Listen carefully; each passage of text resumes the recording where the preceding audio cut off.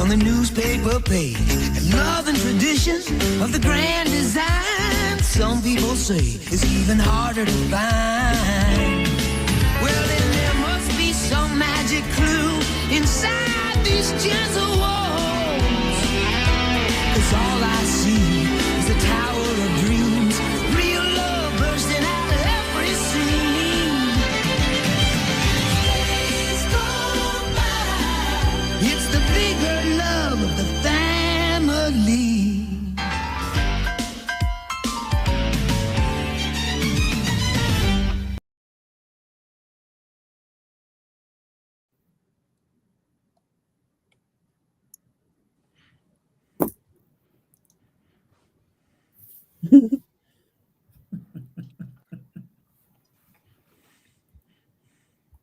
Would you like to share your little joke with the rest of the class? Yeah, we can't hear you. I hear you, Nathan. Oh, sorry. Sorry about that. You guys hear me now? Yes, sir. Yes. All right, there it is. There it is. Thank you so much. Look at Phil. I bet you was something else in high school, weren't you, Phil? You was Something else? Yeah, it was a problem. I bet you was silly. Guys, I was nothing else. I served a 3-year sentence at a boys' boarding school, and believe me, it was nothing else. Make no mistake. All right. Good to see you. By the way, I hear the ratings the last couple of weeks on the Friday show have been way down compared to like the Tuesday. You know, have you guys looked into that? What's going on? What's happening? What's the I haven't problem? heard that. Kevin, you heard that? I have not. In fact, I heard that we got a lot of offers for sponsorship and advertising. That those go up when you're not on field. So I mean, hey. Yeah, we were told, especially on Fridays, they're willing to sponsor. I don't know what that is. Who knows? You know, it's show business, right? It's show business. Good to see. How you doing, Phil Heimlich? Good, real good. Good to be with you guys. And TNT Nicole Taylor, how you doing, ma'am? I'm doing good. How are you, gentlemen? Doing well. And Tarris, Are Troy you Horton, including me how in you that doing, sir? comment, Nicole? What's that? Got it. Gentlemen, am I included in that? Let me think about it. No, I don't think. Okay. Wait, what is this? Tarris, the elephant in the room. I like that. Yeah, everybody's got their own moniker. Kevin's the voice of reason. Sexy Phil got his, so I'm the elephant in the room. You know, I like that. I like that. Oh, that's a good one. Kevin Aldridge, the voice of reason, sir. How are you? I'm good. Happy Tuesday. Happy Election Day. I'm excited about what's gonna happen this evening. I can't wait to see what the results are gonna show later. So Tarris, I heard you made a big pronouncement, much like well, I don't know, Joe Namath before the '69 Super Bowl, a little before your time, but you pronounced or you prophetically announced that Corey Bowman was going to win. I was surprised to hear that. Burr, burr, burr. That was months ago. No, that was no. Y'all can't pin me on that one either. I'm watching myself. I see how y'all bait me in on these conversations. Don't take the cheese, I'm Tarris. not taking the cheese. I'm learning. He's taking learning. the cheese time after time. Yeah, I'm learning. Sierra was first in the room. How you doing, Sierra? Checking in from Boston. Good to see you. Pat says, good afternoon. Hello, Pat. May writes, I like this introduction. Thank you so much. Pat likes the intro. Thank you so much. Brenda writes, good afternoon, Nathan, crew, and family. Good to see you. Pamela's here. She writes, good afternoon, Nathan, and guest panelist, the crew. Nat writes, good Tuesday, Nate and crew. Benita writes, good afternoon, Nate, crew, and guest. We are awaiting Brother Dre. He's scheduled to be with us, and literally, as we were in the intro, it's kind of why I was a little discombobulated. I got a call from him. He's got some stuff going on. He's going to try to join us along the way. So don't be surprised to see him pop up with us. But let's jump straight into it. I mean, you talked about it already, Kevin, election. Here's my question. Which of the former Cincinnati City Council members has the best chance to be reelected? See, I told you I'm the notoriously bad speller. Got to check it over and over again. But that's the question. Who, between Liz Keating, Lakita Cole, Christopher Smitherman, who has the best chance of getting reelected? Liz In your Keating. opinion? I think Liz Keating. She kind of have a balance on both sides. And she attended the Cincinnati NAACP Candidates Forum. She spoke very well there. No complaints. I hear a lot of endorsements from trusted voices in the community for her. So, yeah, I think she's going to be the stronger one out of all of them. All right. Anybody else? If you go to the polls, vote for Cole. That just resonates every time I hear it. You go to the polls when you going to vote you going to the polls. That's what I hear. Lakita Cole. Mm-hmm. Vote for my mama. I gotta go with my. I love that, man. I gotta go with my classmate. From Wittenberg days, Lakita Cole. I think I don't disagree with TNT about Liz Keating. I mean, I actually think all three of them have a decent chance of getting reelected to council. But if you're asking to kind of put in order, I would kind of go Cole, Keating, and then Smitherman. I think there's a lot of resistance. I think in the Black community to Smitherman, but he might still get enough Black votes and some Republican votes who want to see him and that voice back on council. That I think he's got a better than fair shot to make it back on. And hopefully everybody did their civic duty today and voted. Like that's the most important thing. Like no matter who gets on, I hope that we see voter turnout numbers that are higher in the city than they have been.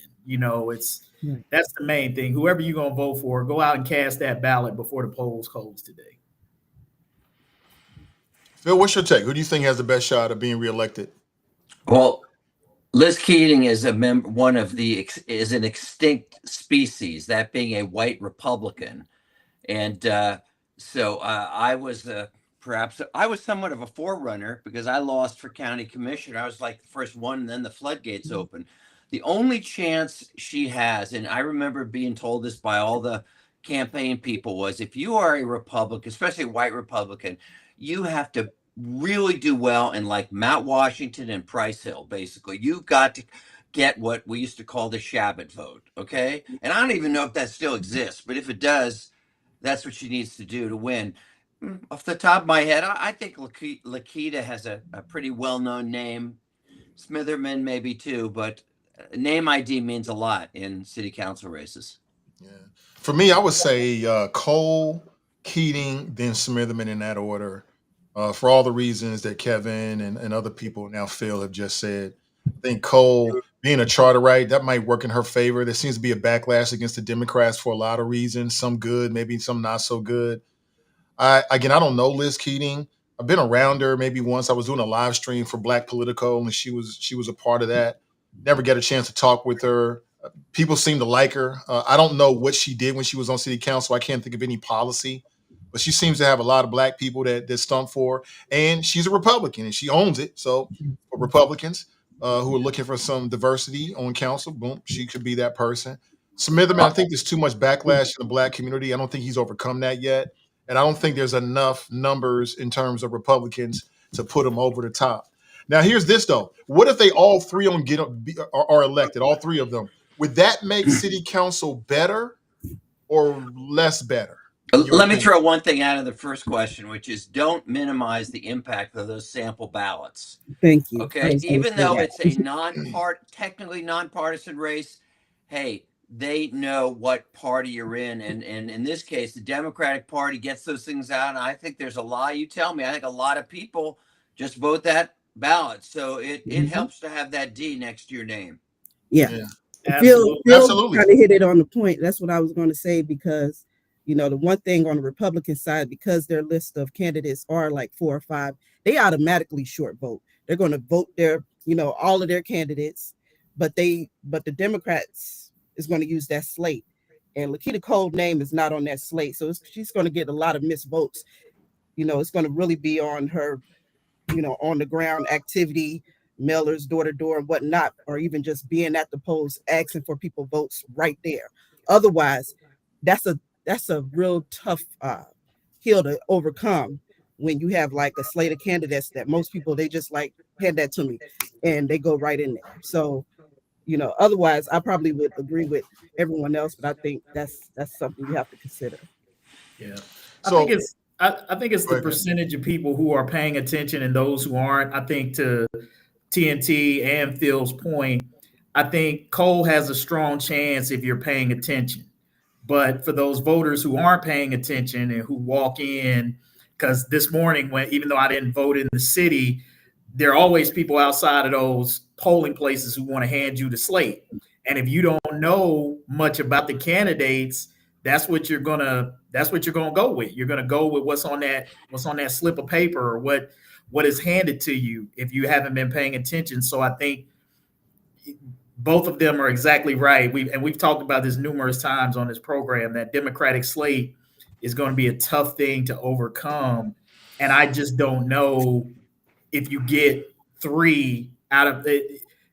One of those 3, I think, probably gets on. Any more than that, you're asking a lot, because I think whoever among those 3 gets on, I doubt if they're in that top half of vote getters in the election for that reason, because of the slate. So they'll be on the back end of those who get elected, and I think it's just hard to get the kind of votes for against the Democrats to slide in three or more candidates. I just don't see that happening. If Kamiki writes, if all 3 made it, bite your tongue. So that's my question. Like, if all 3, Cole, Smitherman, Keating, if they displace 9 Democrats, does that make city council better or less better than what we have right now, in your opinion, using You mean whatever criteria? displace 3 Democrats? Yeah, displace 3 current Democrats. I think it does. Well, and here's why I say that. Because I think, one, it brings a diversity of ideas and challenges to the status quo, which I think breeds more positive results. Neither Keating, Cole, or Smitherman strike me as sort of like just pure disruptors who don't want to do anything. I think they're all kind of solutions-oriented people who want to see things get done and have shown some ability to sort of work together and compromise in the past. So they're not just, at least in my opinion anyway, I don't see any one of those 3 as just like chaos agents or disruptors who are coming in just for the purposes of not getting anything done. So I think you might actually get more, and they're seasoned. There are people who are going to hit the ground running. They're not going to have any kind of learning curve that's going to be necessary. They can fall right in and get right to work. And so I think that, considering we haven't seen much from this all Democratic council, I don't see how it could make it any worse. That's just my opinion. Is that fair to say that we haven't seen much from the Democratic council? Is that fair to say? Tell me one big thing. What's something big that they've done? Connected communities is not that popular. People are beating up on that. Affordable housing still remains an issue. They'll lay claim to some gains there. They'll lay claim to some gains there, but it's still not enough. You tell me, what's one big thing that this council has done that you feel like they can hang their hat on? I think that's a very fair question. I just seen a video with a mayor. He's stumping for himself and also council. And I would say one thing they did is they just relieved, like, what was it, $20 million worth of health medical debt. I think that's significant. Off the top of my head, I think about it, but I could come up with a couple other things that I think are worthy of conversation. You might even talk about, selling the railroad and the future proceeds. Now, people could talk about what they want to talk about, but there's new money coming in off that sale. It's going to go back to the infrastructure of Cincinnati. So those are two big things right there. And it's opening up pots of money in other areas so we can, support and do, programs where we're wiping out debt for medical expenses and baby bonds and whatnot. It's opening up a lot of other pots of funds. So, and then just their support of the collaborative agreement, the cohesiveness of just like on certain certain actions like the affordable housing. Can there be more done? Absolutely. But from my understanding, they have invested millions upon millions where, it's probably one of the highest investments toward affordable housing than any other administration has. And so are we, at the promised land? No, but considering everything that's going on nationally and economically, Cincinnati is still holding strong. We could be in a lot worse position. But there was something else I wanted to say. Oh, forget it. I'll come back to it as soon as I think about it. Yeah, I mean, so I think that, again, it's just the way the media goes. It's the negativity and the criticism go for much further than success stories and positivities and accomplishments. And I think the brawl has further helped all of that, right? Where people just kind of look in and counsel, and the easiest thing in the world is to say, what did they do?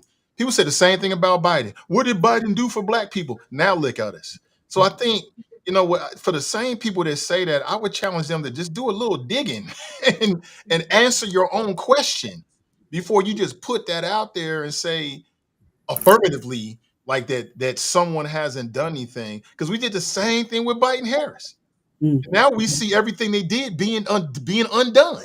And I'm like, well, if we just took a second to really think, maybe dig a little bit and really try to answer your own question, we could come up with some things that they've done. I've been dissatisfied with their position after the brawl, but that doesn't mean they haven't done anything. Yeah, Nathan, but you got to look at how are these results actually showing up in the lives of Cincinnatians, right?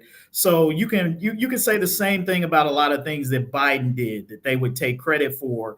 But the fact of the matter is if it's not showing up in people's lives and they aren't feeling it, then it's meaningless. It's the same as you haven't done anything. And so that's why I talk about when you talk about big things, and I didn't say they hadn't done anything. I said, what big things have they? What big things has this council done? I gave you the two biggest things they've done. Well, look at what Steve Good. Go back and read Steve Gooden. He wrote a good op-ed about some of the assertions that the mayor made in his commentary. And again, as you said, go back and look into it. What Pureval is taking credit for in terms of removing the medical debt. You got to acknowledge like the city does not have the power or the jurisdiction to remove one dime of medical debt from people. The city doesn't have the ability or the power to do that. And if you look at how he lays out what the process that actually took place in a lot of these cases, what they're laying credit for, go back and read what he said. And again, do your own research and look into the truth of it. This is one thing that politicians do. They lay claim. Is the debt paid or not? Right. Is the debt paid or not? So a lot of what they're staking claim were already charge-offs. This was debt that was already uncollectible and already charged, or debt that was already capable of being charged off. It's in the city records, right? And so you're going back and you're laying claim to work that you might not have actually done, right? Like, I mean, I think there is, and again, I'm just saying, as Nathan said, go back and do your own research. If somebody tells you they did something, go look and see what they actually did. Don't just take their word for it. And also look at how it's showing up. Yeah, they did the railroad, but I haven't seen them spend one dime of that railroad money yet on any of the deferred maintenance that they've talked about. And we'll see how much of that winds up showing up in Black communities. How much of the Black communities are going to reap the benefits of the railroad money, because I wouldn't be surprised if we were having a conversation somewhere down the road on this podcast about how Black communities are getting screwed over by how the railroad funds are being distributed. So we'll see. Like, a lot of this stuff is outstanding. I'm still looking for all if you're parroting the narrative jobs that we were supposed to get from the infrastructure bill that Joe Biden talked about. Where is that at? Where are those jobs, and where is that much? So all of this stuff sounds good. I'm just waiting to see what the deliverables are. What? Caprice writes, well, they took care of my debt.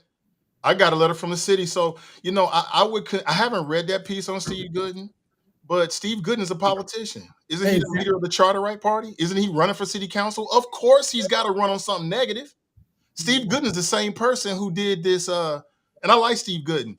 He did a non-endorsement. Like, non-endorsement? So you're running on man, please. What are you gonna do, Steve Gooden? What's your bright idea? That's the real question. Not just writing an op-ed piece where you're trying to position yourself so you can get elected.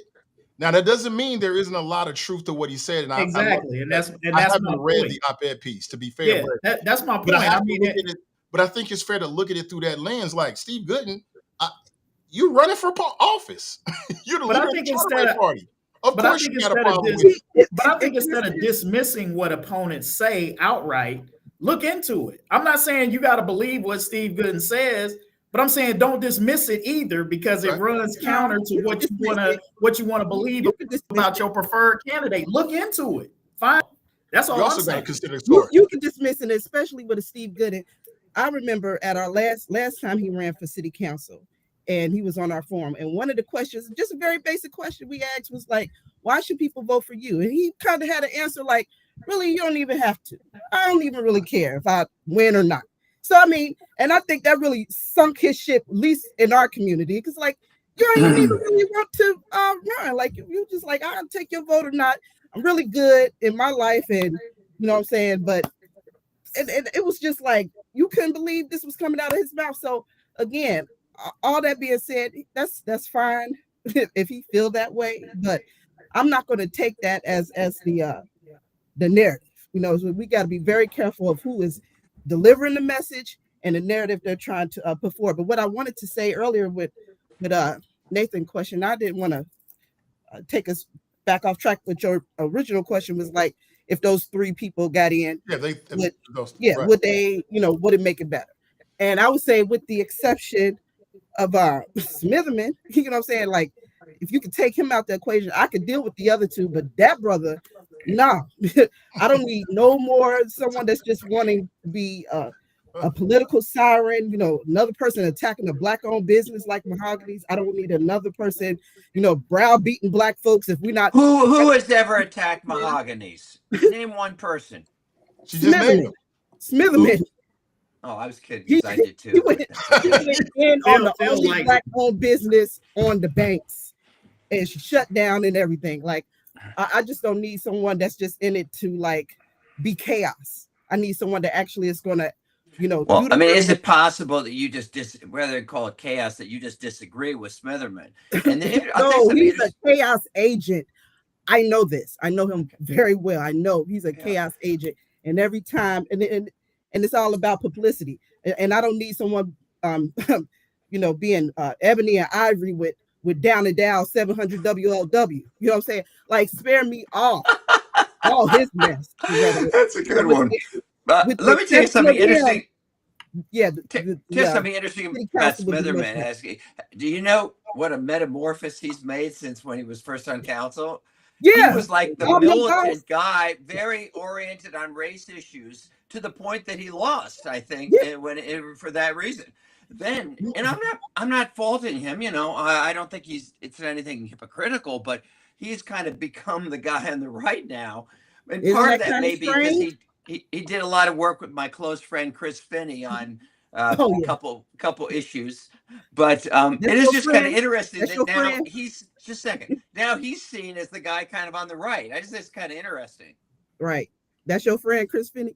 Let me tell you. A very close friend of mine. Didn't he do some work for didn't he do some work? Yeah, he was our political NAACP, huh? he was our Attorney. legal redress. And Yeah. that's when all those petitions, like to recall the mayor, you know, when the NAACP stirred clear away from civil rights and became like somebody's political launching pad. Yeah, exactly. Well, he and Chris kind of teamed up on a bunch of things. I know Yeah, that. I know. For better or for worse. Trust me, But I know. Chris is a great guy, by the way. He is a disruptor. Speaking of disruptors, I just want to mention Kevin made that comment about, I don't think any of these three people are going to be, I don't know, disruptors. And it's probably true. I think it was interesting because when I was on council, especially my first term, we had a majority of disruptors. Okay. We had, I don't know if you know these guys, Tom Lucan, the late Todd Portune, Dwight Tillery, Tyrone Yates, Phil Heimlich, I guess. I don't know. But it was an exciting time. I'll tell you that. But there was definitely a lot of disruption. Yeah, it was a fun time. Can I give a perspective on Smitherman that you guys might be missing? If I'm not saying he's going to get elected, I'm trying to stay out of this conversation because I've just been on the outside looking in. If Smitherman is elected, he would have a direct contact because there's going to be a governor's race coming up pretty soon in Ohio and Vivek Ramaswamy has a potential to be your guys' governor. Just realistically, I know you're going to push back on me, but realistically, Vivek Ramaswamy has a chance of being your guys' next governor. So, city councilman like Smitherman, who has a relationship with Vivek Ramaswamy, might make corresponding from the state level to the city level a little bit more fluid, if you know what I mean. If Smitherman is on that council. Just a thought. All Smitherman will do is bring in the FBI, and you'll see another slate of council people being convicted of some sort of no thank you on that. I could tell you more off, but and going back to like the legal redress with Chris Finney, he was our legal redress, and with the NAACP, that's supposed to be the person taking on the cause of the community. So we get everything from my kids are being taken away till I'm being discriminated against at my job or whatnot. He put all of that on a sabbatical. Like he wasn't taking no calls. It was total focus on petitions. So real people in the community, people that's in jail and everything else that call our office and need our help was put on hold, during when Smitherman was president and legal redress was Chris Finney. He wasn't about the community. They wasn't about the community under and that's really, really faulty. And I'll never respect that, But anyway, moving on. Please do your research. By the way, somebody in the comments says, Phil, we don't like your friends. What can I say? Right. They are anti-black is what this person would know. Yes, that's what he says. They're anti-black. Yeah. Mm-hmm. Say, I have some black friends, Nathan and Kevin. I have some black friends. Yeah. Yeah. And Tarris. Yeah. It helps my image. People think of me now as kind of a diversity kind of guy. Good. It doesn't help ours. Thanks to you two. It doesn't help ours. Somebody brought up the D word, disruptor, not Democrat. And I think we need a disruptor or two, or maybe three on city council, quite honestly. I don't think we need a disruption majority, but we need somebody that's going to poke the bear. And, something happened recently. I want to tie these two things I together. forgot the number one disruptor on that council, Charlie Winburn. But he defined, if you look up disruptor in the dictionary, his picture's there. Okay. Regina writes, not really. So hear me out here. So the Bengals just had a game and came just a little bit short. I'm still with Who Dey Nation. A lot of good things happened in that game. But afterward, Chase Brown, the running back, he didn't say defense, but he vocalized his displeasure with the lack of the defense being able to stop anybody, right? And since then, some people on YouTube, a lot of former athletes picked up on it. In particular, there's a show out there that two of the hosts are former Pittsburgh Steelers, and they were like, you shouldn't do that. You shouldn't talk about the defense. You shouldn't call out your team. And I'm thinking, well, maybe that's what they need in the locker room. Maybe they need a disruptor. Maybe they need a caller-outer. And I thought, well, maybe we need that on city council. Maybe we need somebody to name the names and point fingers, right? We're seeing that right now with MTG, Margie Taylor Greene with the Republican Party, and everybody seems to love it. Maybe we need somebody to point fingers, call people out, stop being polite, break the rules, and just let the chips fall where they may. What do you think? Well, I think it's good if it's done. I think it's good if it's done in a way, like in the right way, right? Like I think that's always the thing. Like disruption in a positive way can be a good thing. Challenging in a positive way can be a good thing. Nastiness, vitriol, backbiting, that doesn't get us anywhere. Like I can be a part of the same team. We can be on the same team, and I can walk up to you and I can tell, hey Nathan, you wasn't on your stuff today, and I can do it in a way. I can do it in a way where it might sting you a little bit, but you can receive it because you realize it's coming from a place that, hey, we're all on the same team trying to get to the same result. Kevin, I mean, do it publicly, because that's what Chase Brown did. He did it publicly to the sports media. He was like, basically, the defense need to get a stop. And they really try to not to do that. So maybe we need the same thing on council, not behind closed doors, not at the coffee shop, not at Black Coffee Shop afterward, to the media. Such and such and such and such, name the names, they all wrong. I think this is the way we should go. Maybe we need more of that. What do you think? Don't they do that anyway? In some sense, I mean, I'm used to that type of behavior when we do have the disruptors, and it just sometimes it only really matters like who has the majority, the 5 out of the 9, you know what I mean? And that's what's going to run it. You'll have your dissenters and everything else, and it's really just all theater in a lot of ways. And for a lot of people, that's really all it is, period. Because if you're fighting for the people, kind of like what Kevin, I think he was trying to say, it's like, going about it in a way that's honorable. You're trying to, make life better for Cincinnatians in a way. That's one thing. But if you're just doing it just to be seen and for the political theater, I don't care for it. I don't need that. And nobody's tuning into that anyway. And there's a lot of people that, just want to be heard. You know what I'm saying? They just like to hear themselves talk. But they're really not putting forth a whole lot of policy or really any ideas. It's just to be objective and be, always on the opposite of everything. The sky is blue, no, it's red, and right now we need more cohesiveness to get things done. I believe. Yeah. I would agree with what TNT said there, and she encapsulated where I was trying to go exactly. And just using the Chase Brown analogy, I think you get what you're talking about, that kind of outward disruption from two ways. One, people who are just sort of shut out, their voice isn't being listened to, or there's a sense of powerlessness, so I speak out in that type of frustration. Or the political theater aspect, I'm just playing to my base, right, for votes, because there is that part of it. I think Chase Brown was speaking out of frustration, a sense of powerlessness. Hey, you're doing everything that you can on offense, and the defense just ain't pulling out their piece. And so you ask me about it in the moment, and I'm in my feelings about it. I might say some stuff, right? And so I think you get that same thing in politics, where you get politicians who speak out in disruptive ways like that out of frustration because they don't have the votes or whatever it is, or they quite simply just want to play to, they know they don't have the votes. They know they're in a minority and they're just trying to play to base. I mean, look, Chase Brown said what every Bengals fan watching, anybody with a set of eyes, can see.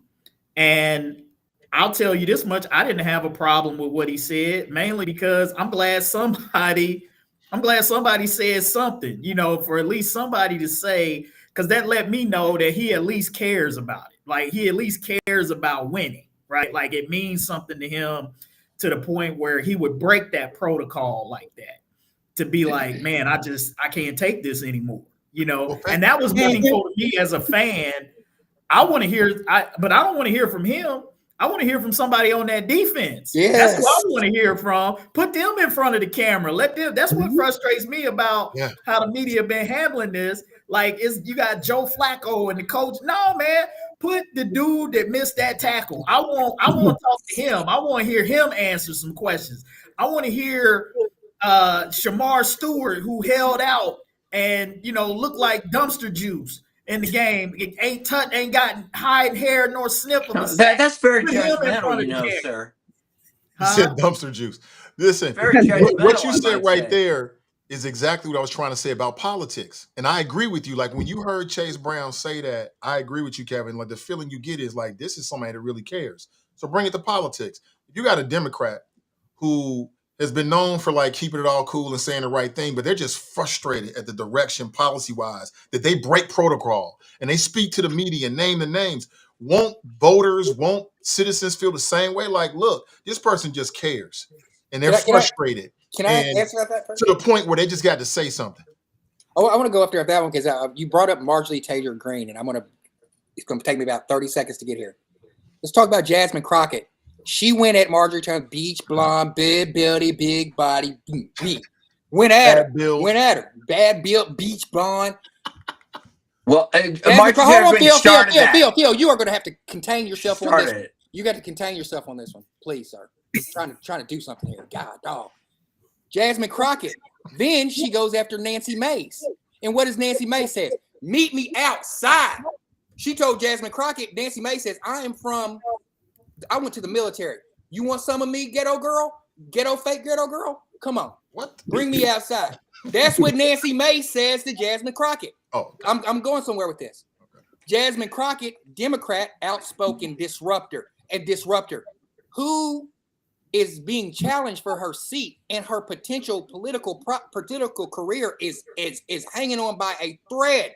Jasmine Crockett, who is pivoting Marjorie Taylor Greene and Nancy Mace. They're moving more to the center, moving away from MAGA, and they're going on The View, and they're getting all this love for being for being compromisers and moving more to the center, when Jasmine Crockett was the attacker and the disruptor on the Democratic side, and she is hanging on by a thread for her political career. Can I volunteer to correct the misstatements by my friend Tarris? Yes, please do. Please do. Please. All right.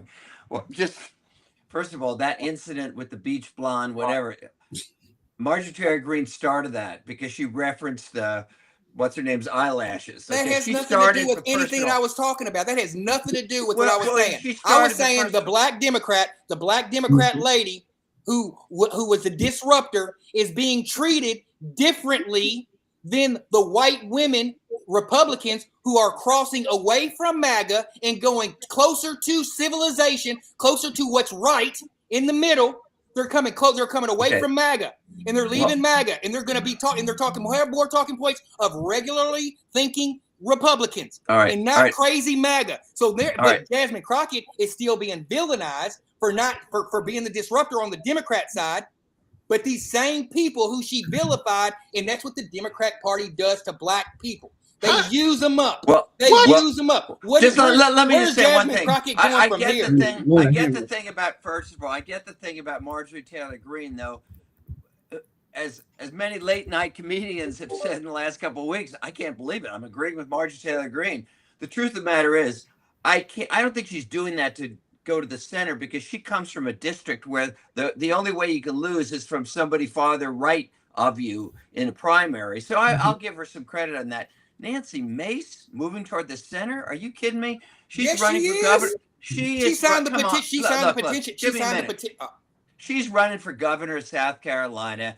And what you talk about phonies? You talk about she's running for governor of South Carolina. You didn't know that? She is. Anyway, Nancy Mace, after the January 6th, she was the one who was criticizing Trump and all, just really taking a stand. Well, guess what? When she saw where the wind was blowing, she did 180 degrees, and she's been kissing up to Trump for the last couple of years. And every position she takes, she's trying to kind of jump on whatever the culture of war is going to win her a Republican primary. So she's not going anywhere near the center. And I have no respect at all for Nancy Mace. Well, that's your personal opinion, but the true reality is when the Thomas Masseys and the Marjorie Taylor Greenes and the Rand Pauls and all these Republicans who are walking away from MAGA, and her name is in the conversation and her name is being mentioned by these sad people, what you don't like her don't mean nothing, Phil. Just because you don't like her, that don't mean anything. I don't get your point. My point is the Democratic Party uses black people, and when they're done with them, Jasmine Crockett comes from she was the most educated person she's the most educated. But then the Democratic Party used her and had her rubbernecking and doing all that kind of stuff. When I've seen her lace Clarence Thomas. I've seen her in a Senate congressional hearing meeting. Clarence Thomas tried to come at her, and she laced him because she's that articulate and that smart.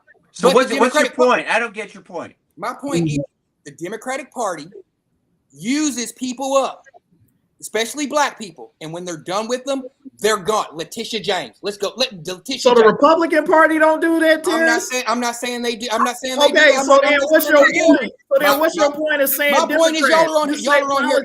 Y'all are on here. If you believe that, just say politics. Y'all are about to praise Marjorie Taylor Greene. Y'all were, and the whole Democratic Party is about to. Well, I'm just saying as a whole. I'm watching as a whole. The whole Democratic Party is about to start praising Marjorie Taylor Greene as they watch Jasmine Crockett career go out the door. So that's all I'm saying. The View, and all these people are going to be coming in and taking Marjorie Taylor Greene and bringing her into the fold, and she's going to be the new spokesman. And then where is Jasmine Crockett going to be? That's not what they're doing. Look, she have convictions on one or two things. A broken clock is right at least twice out of the day. Okay. And so don't hold it. That's what Kevin said about me. So just be careful with that, if you don't mind. Yeah, don't think the comparison between you and Marjorie Taylor Greene is shockingly close, Phil. More than don't think we're about to jump off the deep end over Marjorie Taylor Greene. And then you have the Republican Party. You probably could count on one hand all the people of color over there.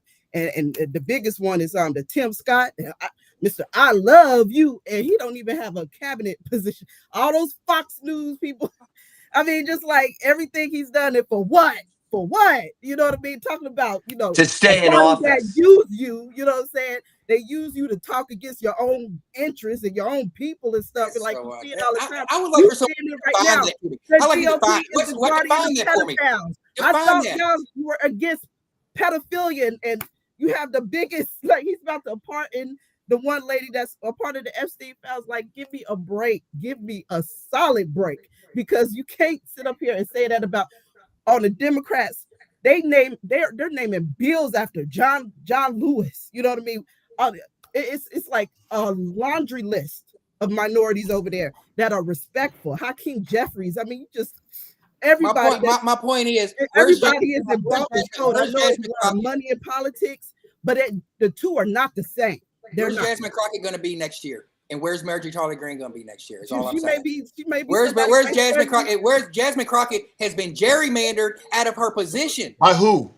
By the Republicans. Okay. Republicans. And they that has zero to do. That had Tarris. That has zero to do with her conduct and the Democrats using her up. Right. It could. My gosh! She's not out of office because of any of that. And again, I think it's an insult to Jasmine Crockett as well to suggest that somehow or another she was not who she was or whatever based on her own accord, and she was just doing that because of the Democrats. I think that's very disrespectful and insulting to her. I think Jasmine Crockett is who she is, and all of us are a lot of different things in a lot of different situations. And so I think that's insulting to say on one hand that Jasmine Crockett is articulate and intelligent, yet at the same time of the Democratic Party. I mean, I just think that's very insulting.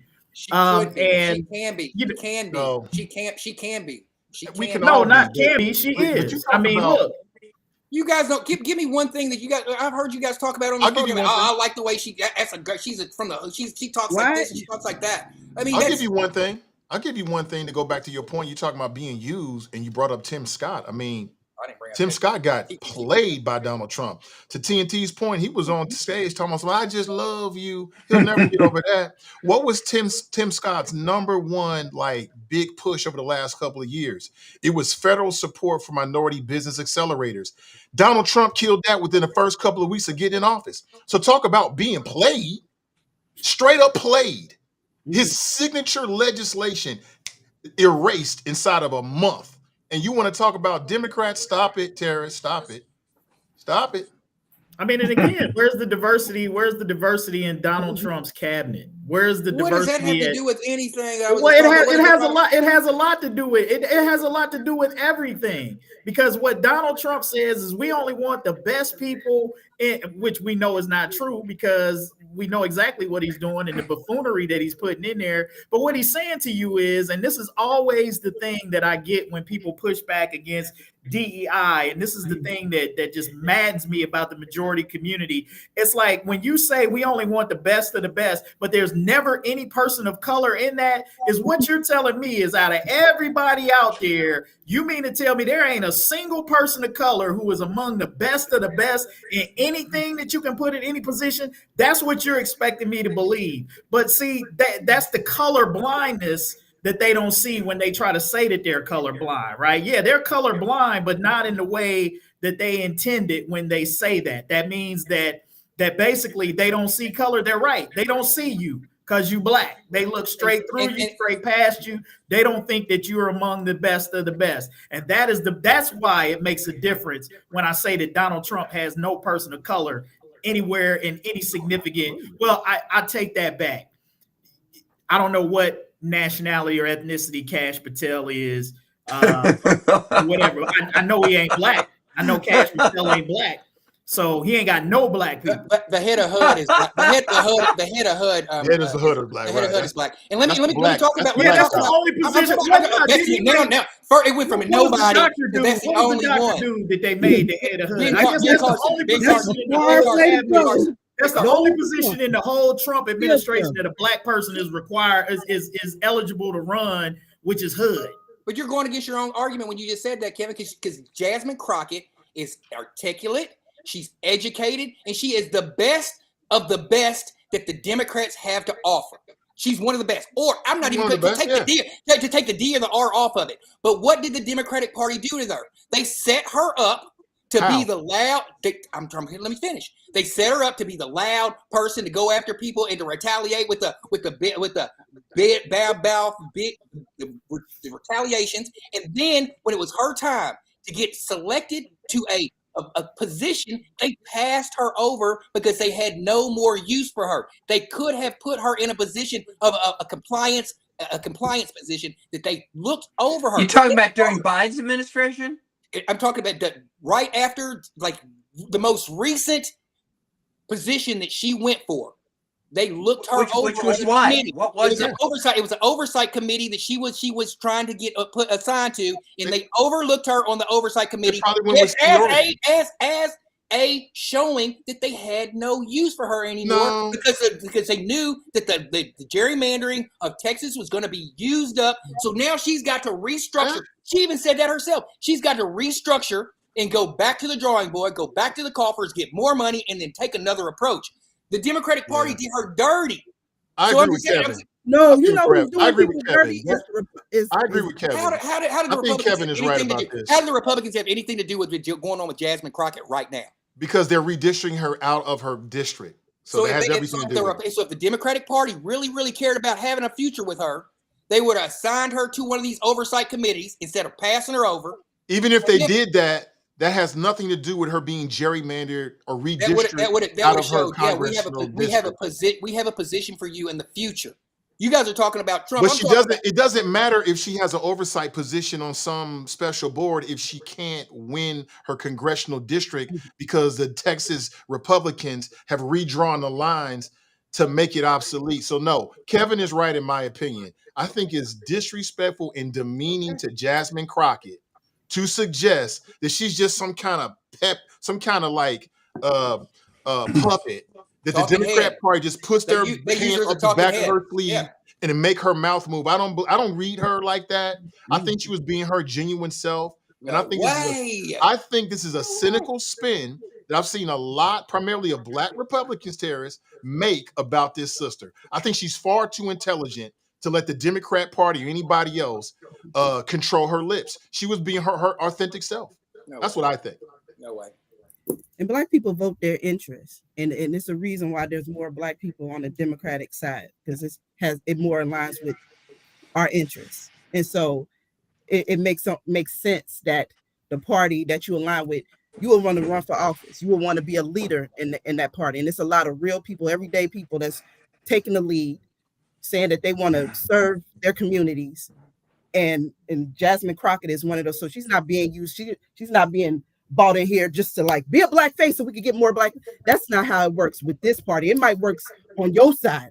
That may sound familiar over there, but that's not how it works. It's real people trying to make a real difference in their communities. And this may have been discussed. It looks like us. It looks like America. It's diverse, and all voices are welcome.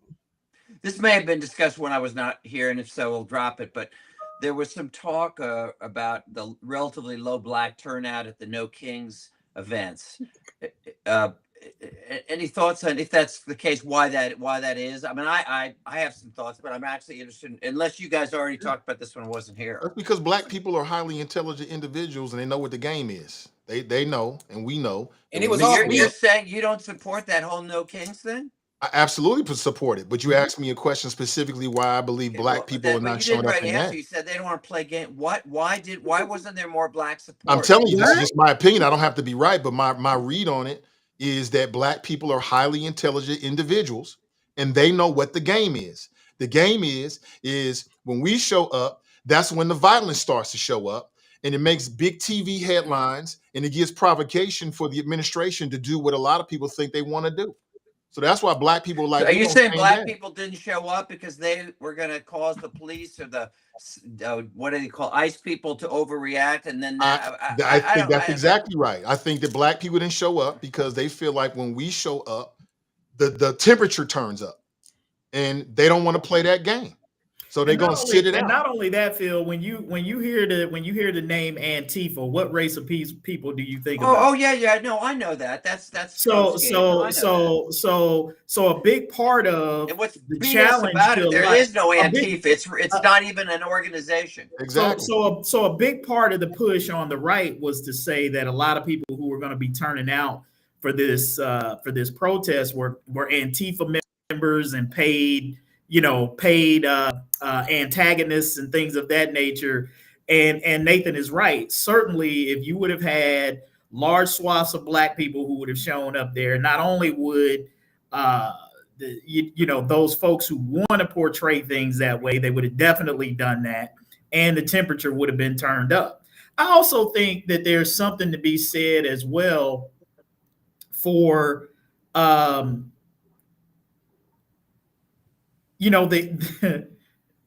and I almost don't want to say this because I don't want us to go down the rabbit hole of. I'm not going to say that because I don't want us to go down another rabbit hole. I don't know what it was, but I'm glad you didn't say it. I'm not going to say what I was going to say. Or I'll say it. Maybe on another show. I'll unleash that. Black folks are tired. Black women in particular are tired. We worked our ass off last year. And it shows in the polling, black women was like 90%, and black men was right behind the 80% or whatever, voted for Kamala. And right now, while we have what we have, because a lot of white people did this. And so y'all gonna get out there and protest, and you gonna do the work. You know what I'm saying? We'll support it in our way. We right behind you and stuff. We may do it more in the silent because we tired. We tired. We said this. Remember the time when Kamala was running and she told you all of this? What you told? And now because of the camera, I can't tell what your hat says. We sat up there and said, that this is about democracy. This is about, and everybody in the what? That's old way to go to campaign. You have to be vicious. You have to be this and this and that, whatever. Now you got a vicious, careless, thoughtless, racist president, and now you mad. More people should have turned out. But I'm just saying, this is what it could have been, and we know this. And so right now, we're just taking a break. We're tired. I feel like black women in particular, we're tired. Can I jump in on this? Can I jump in without Phil interrupting me, maybe? Yes to the first question. Yes to the first question. No to the second. I want to say, as a conservative, I'm proud of black people for sitting this one out, because it don't shake. Protest don't protest without the tribe of Judah. It's not the same cadence. They're on the 1 and 4 beat. We're on the Their You talking about chance, Jews or you talking their about chance, blacks? I can't even figure their out what you're chance, talking about. their chance aren't like our chance.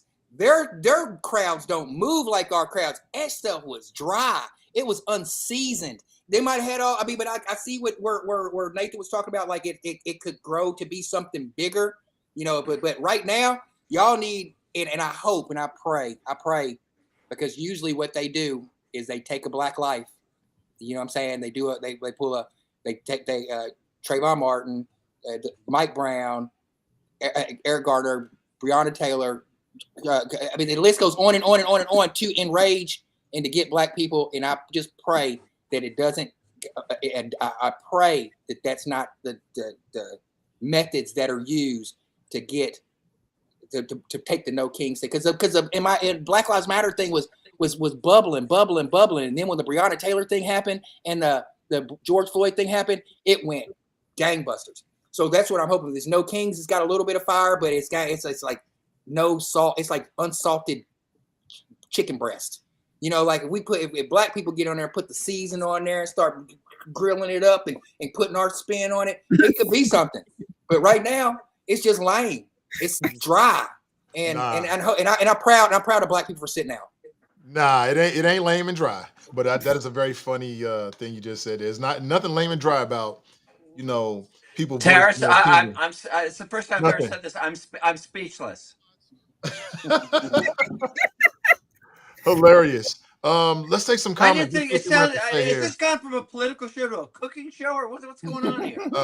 Lemmy writes, we stood hard for Kamala and got cheated. Caprice writes, thanks for saying that, TNT. Dina writes, say it, Kevin. Rachel writes, if we're American, we're supposed to be Antifa, LOL, which is anti-fascism. I don't get why people have a big problem with that. But it reminds me of, the second trilogy, or really was the prequel trilogy of Star Wars, where the Emperor created an enemy and then created an army to fight against the enemy. But the army he created was really to fight and take over the universe, right? It kind of reminds me of that. But we are where we are. Listen, I want to play something. I'm as lost on that as I was on Tarris's cooking analogy. You got to get hip. You're not hip to Star Wars. You gotta watch Star. Phil, you don't watch. You don't watch modern cinema, so I wouldn't expect you to get that reference. That I am the least hip person cinematically. If he'd used a Casablanca reference, you might have got that. Casablanca, or whatever you want, what Citizen Kane, whatever it is that you black and white flicks. Dirty Harry. Dirty Harry, yeah. Oh man. Listen, if you guys are not aware of the term digital blackface, that's hilarious, Kevin, then you're probably gonna be. So here's what's been happening. So OpenAI has this new thing called Sora, S-O-R-A. And apparently they're really pushing the needle and the boundaries when it comes to fake AI videos. You can't even tell the difference these days. So what's been happening is there's been a slew of slob videos out there that are purportedly of black SNAP benefit recipients that have just been all over TikTok and social media, and people are pushing back on it. I want to play this TikTok or this Instagram for you right here, and then we'll talk about it. I want to have like 20 baby daddies. They all gonna pay me child support. I get my EBT. I'm set. Why don't you just get a job?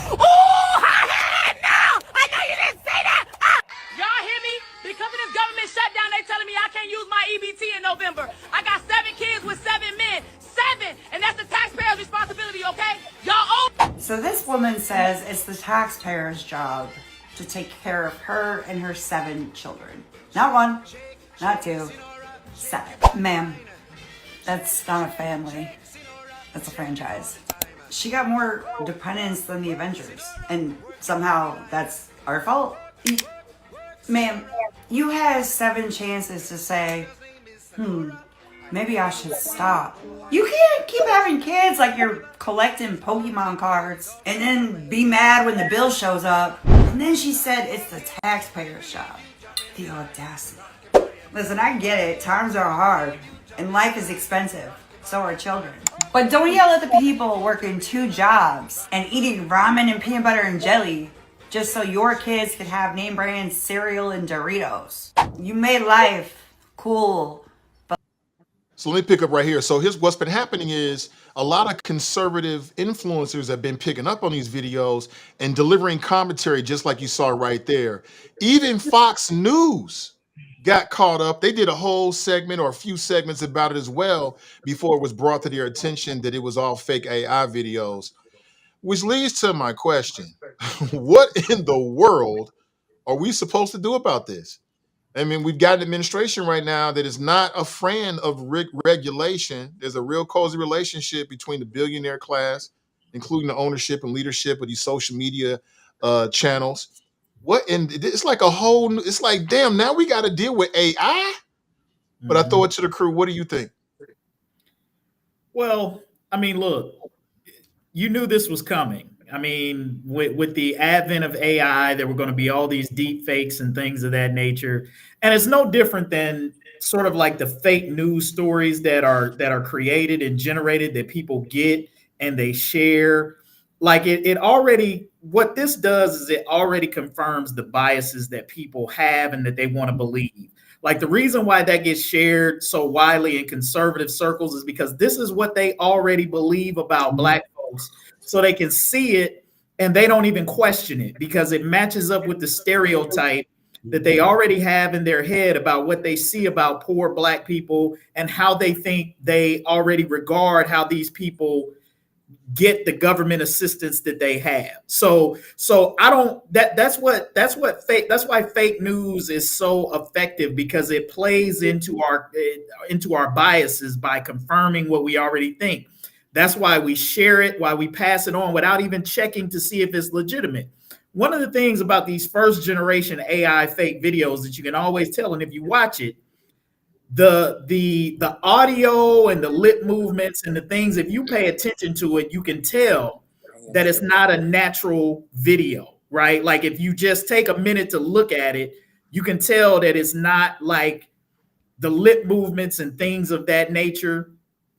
Not as much anymore, Kevin. I mean, you're right about that, but not as much. This new generation, it's going to get more sophisticated, but it's still enough there, Nathan, that if you take a few minutes, you can look at it and you can say, yeah, I can tell this is an AI generated video.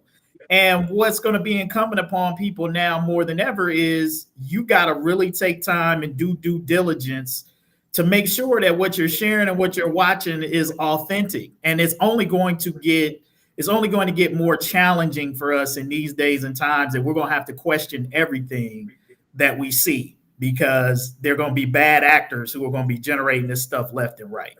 I want to piggyback on what Kevin said, because I was agreeing with you. I was like, Kevin's cooking, man. He's cooking until you started generalizing this on a conservative consumption base only, because I've seen several of these Sorrow videos of Confederate flag people making fun of trailer park trash. So nobody's safe here. So, yeah, you're right.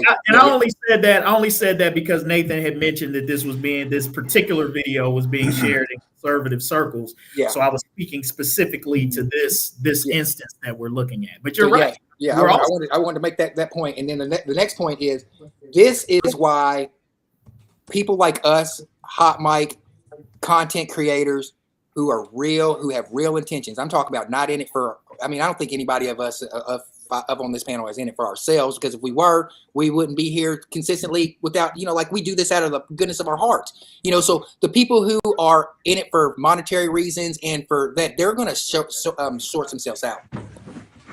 What I would challenge everyone to do, because I've been talking about this, I even ran my campaign on it whenever I ran for office last time, is AI is coming real fast. I would suggest that everybody who feels like they're tuned into the future, like as far as like there's a lot of people who pushed back on text messaging back in 2005, and now text messaging is a primary source of communication. AI is coming, it's coming fast, like Kevin said. But what for your source of real content, you have to find real people, real podcasters, real people who are in the community who you can trust, who you can touch, who you can see. I'll use an example and I'll land my plane. This weekend at the Kings game, some dude runs up on me and he's like, Tarris, I see you on the Hot Mic. And I didn't know. I was like, oh, fuck, here we go, man. He's going to start laying into me. And he's like, I really appreciate your guys' banter, and then it kind of clicked to me. I was like, yeah, we are very important. So to combat AI is to have more content like this first and foremost, and for the consumer, the content creators who you believe in, who are true, and you're going to give you the real stuff actually. That way, whenever you see some new content creator coming out that looks flashy, because you'll be able to, like Kevin said, look at the hand movement. When you see their hands start moving and it's all fake and stuff like that, like it starts moving and you can't, and it's not fluid, that's AI. The glitches, the eye glitches, all AI. But it's coming. It's coming so fast, and it's going to come so fast that you're not going to be able to stop this. It's going to come faster than text messaging because it's been federally funded. The gates have been, the floodgates have been open. So that's my take. Please, everybody, follow people like Hot Mic. I like You what remember that guy's name, or was it male or female? He was a male. It was a male. Reg. I can't think. He kind of a light skinned guy, kind of big, a little bit bigger than me, and he came and he had a family with him. He had 2 or 3 people with him. Oh, and, beautiful. And he's like, Tarris, I seen you on Hot Mic, and I was like, oh man, because because Raven had just told me people don't like me, so I was like, oh man, this dude going run. But he was like, I really appreciate what you guys are doing, and the diversity of thought is what he was pretty much saying. Introduced me to his son, introduced me to his other gentleman that was with him. And I was just like, whoa, that's pretty cool. I love hearing that. That's great to hear. Go ahead, TNT. Yeah, what I was going to say in response to your question, and I like what one of the chat room people, Lemmy Johnson, had said, but it's scrolled away. But basically, she was saying like fight fire with fire when it comes to like how to respond to this. Of course, this is deeply offensive, and like Kevin said, this is kind of like giving into the belief of bigots, with clickbaits and deep fakes and whatnot. But fighting fire with fire, like Lemmy said, why don't they just create a video of a bunch of MAGA white people storming the White House or defecating in the halls or demanding that the vice president, lose his life? Oh, I forgot. That's what they actually did. And so, we're talking about real life craziness, nuts, and out of control. You could just play that video. That is, it's somebody on X, used to be Twitter or whatever. He always say, I'm gonna just drop this right here, and he just run the video of them storming the Capitol every day. And I just every time I go on there, I just like what's the word? Just redo that video just to show it over again. But to me, contrary to belief, it's a lot of white people that's on welfare. And so, it's always this narrative of Black women, single women, welfare queens, and everything else. And, that this is like an old trope from back in the day. And like I said, it's funny. We have all this great technology and we're using old ideas. Someone has said that in the chat. And right now in this new generation, we should be doing better. I feel like, one thing about Black people, we know about hard times. You know what I'm saying? So yeah, people's snaps are being stopped or reduced or whatnot. But at the same time, we met struggle. We know what struggle is. A lot of times that's kind of almost defining in our culture. Like, you're not Black if you don't know struggle. Like it almost in some way define Blackness. So it's just like we gonna survive and we gonna be fine. It's a lot of white people that sometimes they lose their job and they lose their mind. They go off the real deep end. And so everybody is going to feel the pain in the next couple of months. And it's going to be real decisions that have to be made. But little videos like this, what they can do, when we have an actual Congress that's going to actually do work and pass laws and policies, they can require that there's a disclaimer showing that these are fake videos. Anything that is AI generated, there could be the tech companies have to have a disclaimer showing so people don't be drawn in. But that would be too much like the buffoonery and the misinformation. That's part of the political game now. Too, there's no obligation to tell you the truth. People have to really they know people aren't going to really do the research and check things out for themselves. So anything on the surface, what you scrolling, that's why they say just turn the TV off. Sometimes you got to log out, what I'm saying, what they say, touch grass, be among the world and really know what's going on. And you can't just go with everything on social media, because at the end of the day, there's a lot of lies out there and it's people with agendas. And so if you don't know better, talk to somebody, a trusted person that can help you, guide you through it. But all of this is just for the birds. We got a lot in store for us if we don't have no real Congress people to really pass some policies to stop this right now. I don't see it anytime in sight in this administration. Yeah, that's what we need. There's not going to be any policies because everybody who, I mean, Trump is in the pocket of all of these tech bros who, who want this kind of unregulated, unrestricted use and access to AI. And I've already said the international competition between China and other countries, China doesn't operate under the same standards and the same set of rules in the world business climate that everybody else does. And so the United States is trying to keep up with that. They're not trying to let China dominate the AI market. So they're going to be loose with the restrictions and that kind of stuff. So I think there's nothing coming in the next 3 years, or at least while Trump is in the White House, that's going to do anything that's going to try to restrict anything that has to do with AI and how it's used, disseminated, or whatever. Mainly because the misinformation and the lack of truth benefits them, because this is more than about money. It's about the power dynamic as well. And nothing has played more into the power dynamic of the status quo more than the use of racism and stereotypes. It is probably the number one thing that those in power use to stay in power. And so they're not going to do anything that's going to mess with that, not when it's benefiting them. Yeah, I got a couple questions. I thought about this and put down a few notes. I made this observation years ago, which is it just seems like when we get new technology, rather than using that to uplift, to liberate the human experience, it's always to incarcerate it. As it relates specifically to this, I think Kevin is spot on. I think everybody who said anything so far was spot on, but just a couple questions. Like, should we be calling out the creators, the platforms, or the people clicking share? And then secondly, at what point do we stop blaming the algorithm and start blaming the appetite? So it's troubling to me about the use of technology itself, because it's very scary. There'll be a day where you might be able to implicate somebody with a fake video and you can't even tell the difference. And before you know it, they've been either deported or spent 10, 15 years behind bars. That's a dystopian Orwellian society and future. But I don't know if we're not too far from that. But then secondly, the glee in which people are, these conservative influencers are making these videos and sharing it. And then I read some of the comments, the glee, the delight that people that have for it. It's just ugly. And it made me think about a conversation we had on our Halloween special. We were talking about robots, and Kevin made the point about like, well, what about Star Trek? And I used to love Star Trek. I love all sci-fi.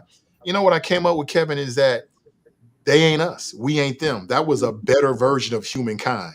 Absolutely. In this reality, in this timeline, to use a Marvel reference, in this timeline, when we get technology, too many of us use it in the wrong way for the wrong reasons, and we give into these base instincts, which are stereotypical or hyper-capitalism. In any case, it's not about the betterment of mankind. It's about self-enrichment or some political agenda or to put some other class or group down. And it's very, very sad. And I don't know how we stop this slippery slope that we're in.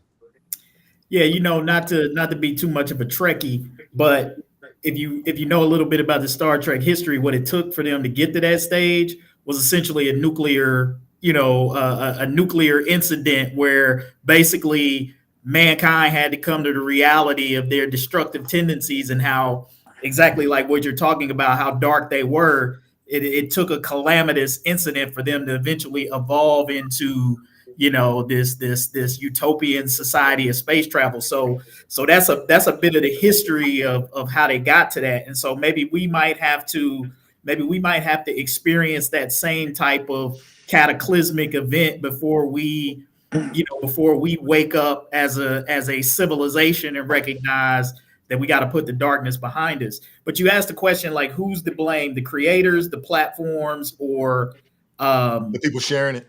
Or the people sharing it. And I think that it's a shared responsibility, right? Because that's like the chicken and the egg argument, right? Like, should you blame the creators for creating it, or the platforms that allow them to have a place to put it, or the people who share? Like, I think we all have a shared responsibility to try to appeal to the better parts of ourselves, but that requires a deep look the introspection that most people are not willing to look at the ugly part of themselves and say, here's what I'm dealing with. Here's what I'm hung up with. Why does this really make me so mad? What makes me so eager to share this and put it out there? Because there's something on the inside of me. There's some ugliness on the inside of me that makes me want to gravitate toward this. Whether it's contempt, hate, whatever it is, there's something inside of you that makes you susceptible to this type of content. And most people don't do the kind of internal work to kind of try to figure out what it is about them that drives them to that sort of thing. And having that kind of internal conversation with yourself and how do I be better? Because the reality is some people don't want to be better. Right? As much as you can say, hey, we want to be best. Some people, they don't want that. They like just how they are, just where they at, and they're not trying to be anything different. And that is the thing I think that, you know, unfortunately, that we got to accept that there are just some people out there who are not going to be, who don't feel like that, who don't think like that. They're not interested in the better angels. They're not interested in that, especially when money's involved. Hey, if I can share this and I can get on and talk about it on my channel and get, you know, 1 million views or whatever it is off of this, and I can monetize that, there's money in this too. That's the other thing that people don't realize. This is a money game. Like, it ain't just about the politics, and some of this stuff is kind of icing on the cake. It's kind of the added benefit, but there's money in the generation of this. And the share, every time you share, like, click, comment, you monetizing somebody else's game. Mm-hmm. And we can't forget that part about it. I was going to say that I think it's both the creators and the platforms to blame, because creators know they intentionally make it addictive.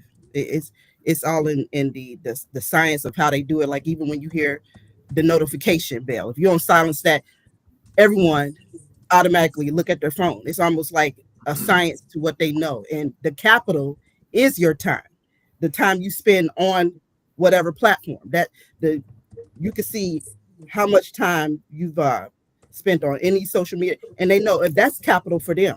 And that's why even platforms like this, if we could keep people tuned in for an hour, 3 hours, that's capital. You know what I'm saying? They just want you on their platforms. And so to me, this is like the creators that have to be held accountable, because and the platforms, because even if the government can't put disclaimers right away, they can regulate themselves, you know, and to not take that responsibility to just, like, even one of the examples I was going to pull up was, right now they are taking images of children and using it for sexual images, you know, and that's becoming an issue right now.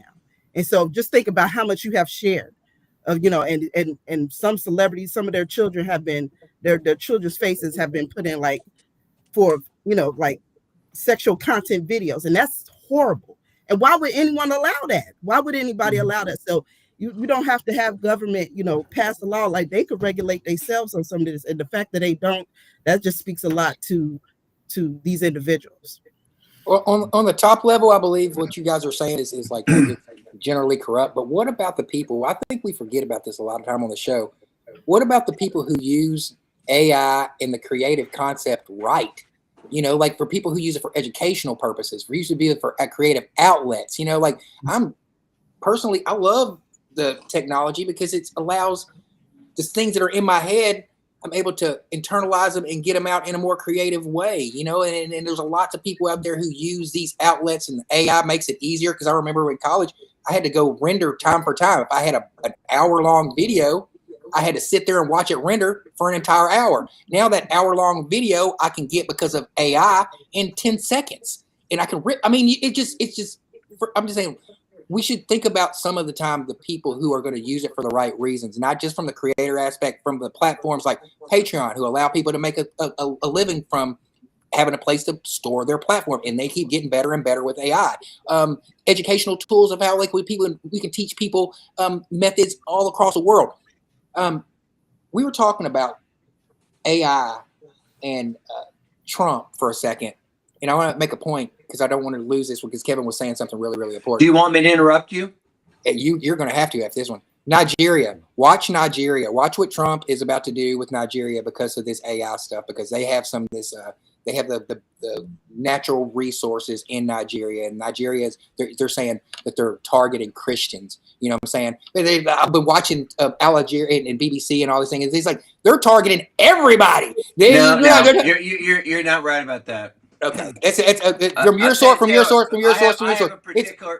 They're doing just as many. They're doing just as many on both sides, but for the people who want to push the narrative, they're gonna Christianize it, and they're gonna say, oh, they're doing it so he can go in and get the resources from Nigeria. I'm just saying, be watchful for that. I have a very close friend named Evans Wankwo, who's kind of a major contractor. His company's making construction in this area.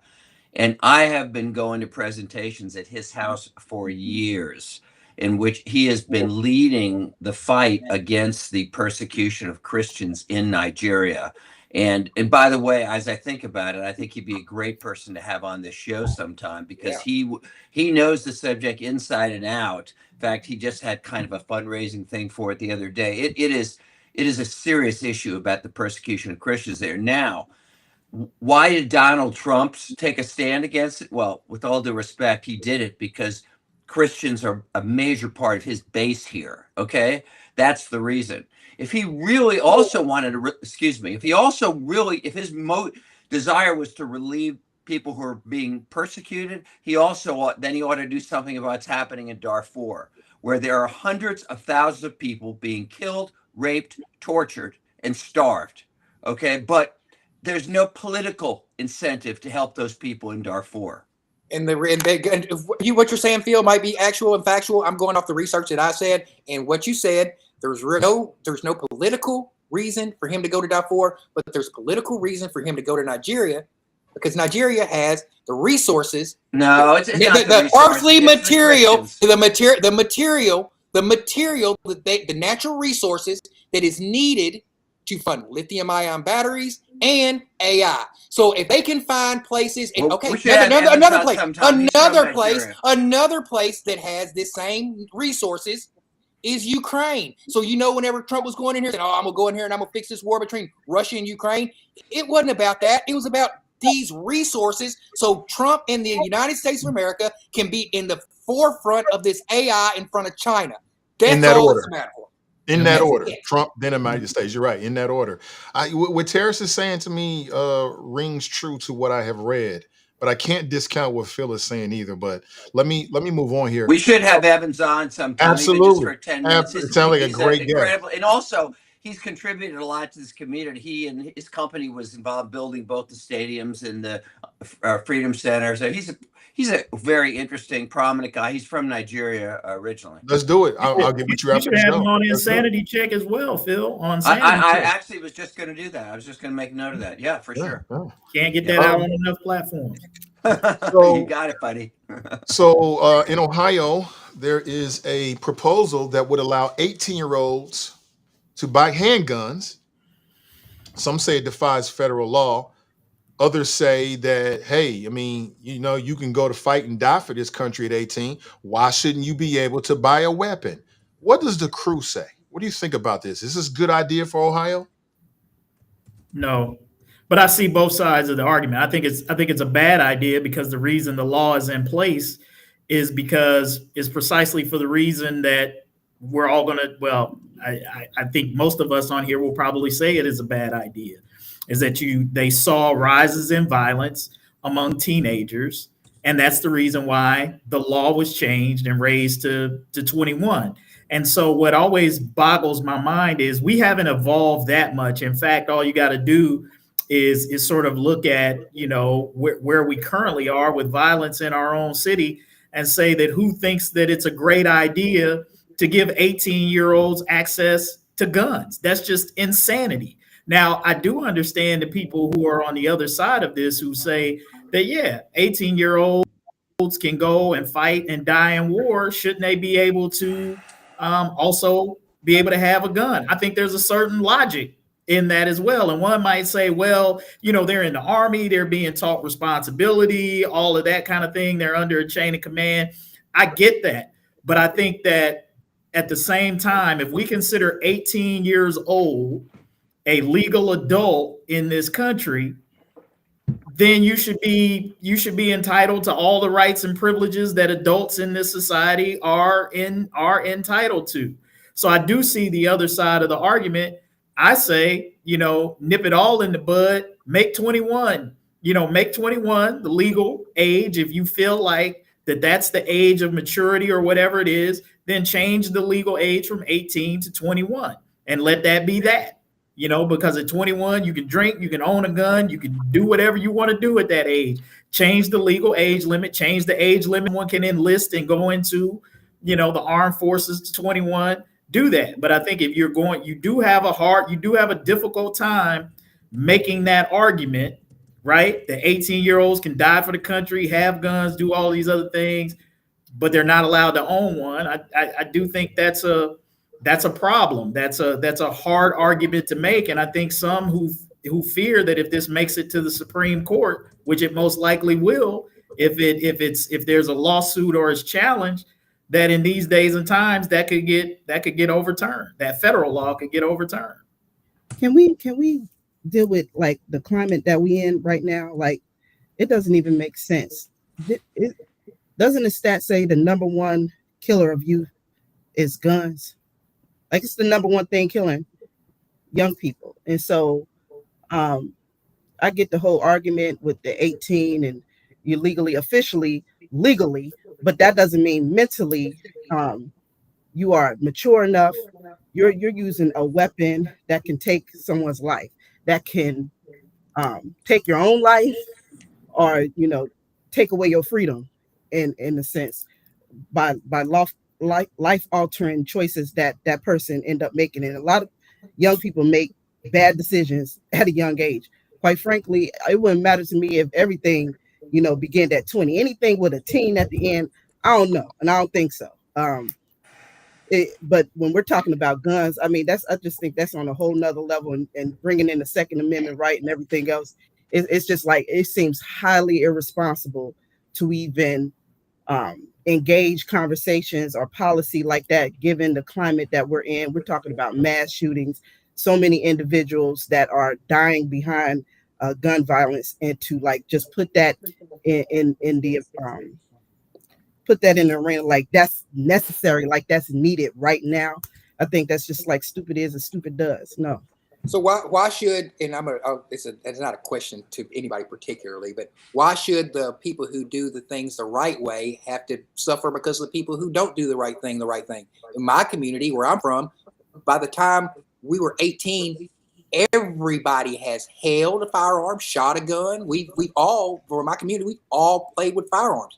So if we lowered the legal limit nationally to 18, and then at 18 years old, we gave proper training, just like I have a driver's license to be 16-year-olds, a privilege to drive. It could be a privilege to be a gun carrier and teach proper etiquette at a very young age. And because I know we sometimes we live inside our own bubble, and but I don't. You guys are saying gun violence is a problem, and these things are, and I get it. Where I'm from, gun problem is not gun violence is not a problem. Everybody tell that to all of these people who feel like they live in the perfect communities until an 18-year-old or a teenager rolls up in their school and shoot it up. Those people like you, wait a minute, Tarris, let me finish my point. People like you are always the ones who say, I can't believe it happened here. Look, I always say everybody's a law-abiding citizen until they're not.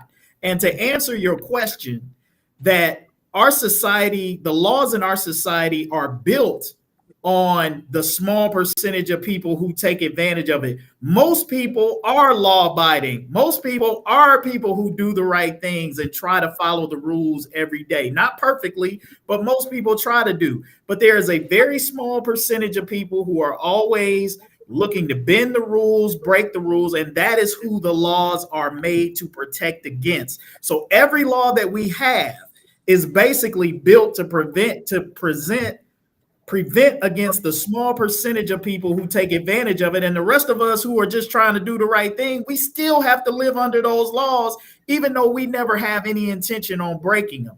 So that is what our society is built on. To answer your question, everything is built to guard against that small percentage of people who are not going to do the right thing. Well, could we take the approach of like this communities like mine, that we taught kids how to use guns at a very young age, and we're comfortable with guns and understood what the guns could do, and then properly educate them and give them some like emotional intelligence when it comes to the guns, just like we do with cars. We put them behind a wheel of a vehicle that could do more damage than a gun potentially. That's all I'm saying. Is if we properly teach these kids, if we teach these kids, if we teach kids how to properly use firearms at a very young age, it will probably less likelihood of, because and send them to concealed carry. And then my last point. If you're a young person and you're underneath 18 years old, more than likely you commit a felony after you're 18 years old. So whenever you commit a felony, you're not even allowed to have a gun.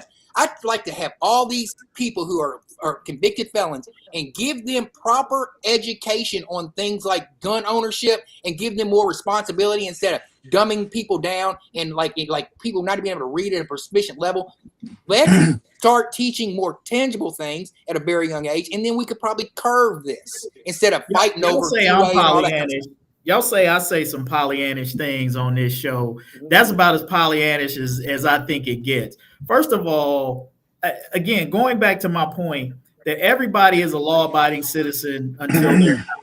This doesn't account for mental health issues. Look, people have bad days. People snap. I write about this every day in the news about somebody who was a law-abiding citizen until the day that they lost it mentally, or something happened to them, and they just so happen to have a gun, and they decide to roll up in the office, up in the office space and shoot all their coworkers. Look, you can't guard against. There's nothing that's going to foolproof, this situation. Even if you teach kids at a young age responsible gun ownership, you teach a kid. Hey, look, if a kid is living in poverty and they don't see no other way out but a smash and grab, it don't matter. I don't care what kind of responsibility of gun that you've taught them. They're in survival mode.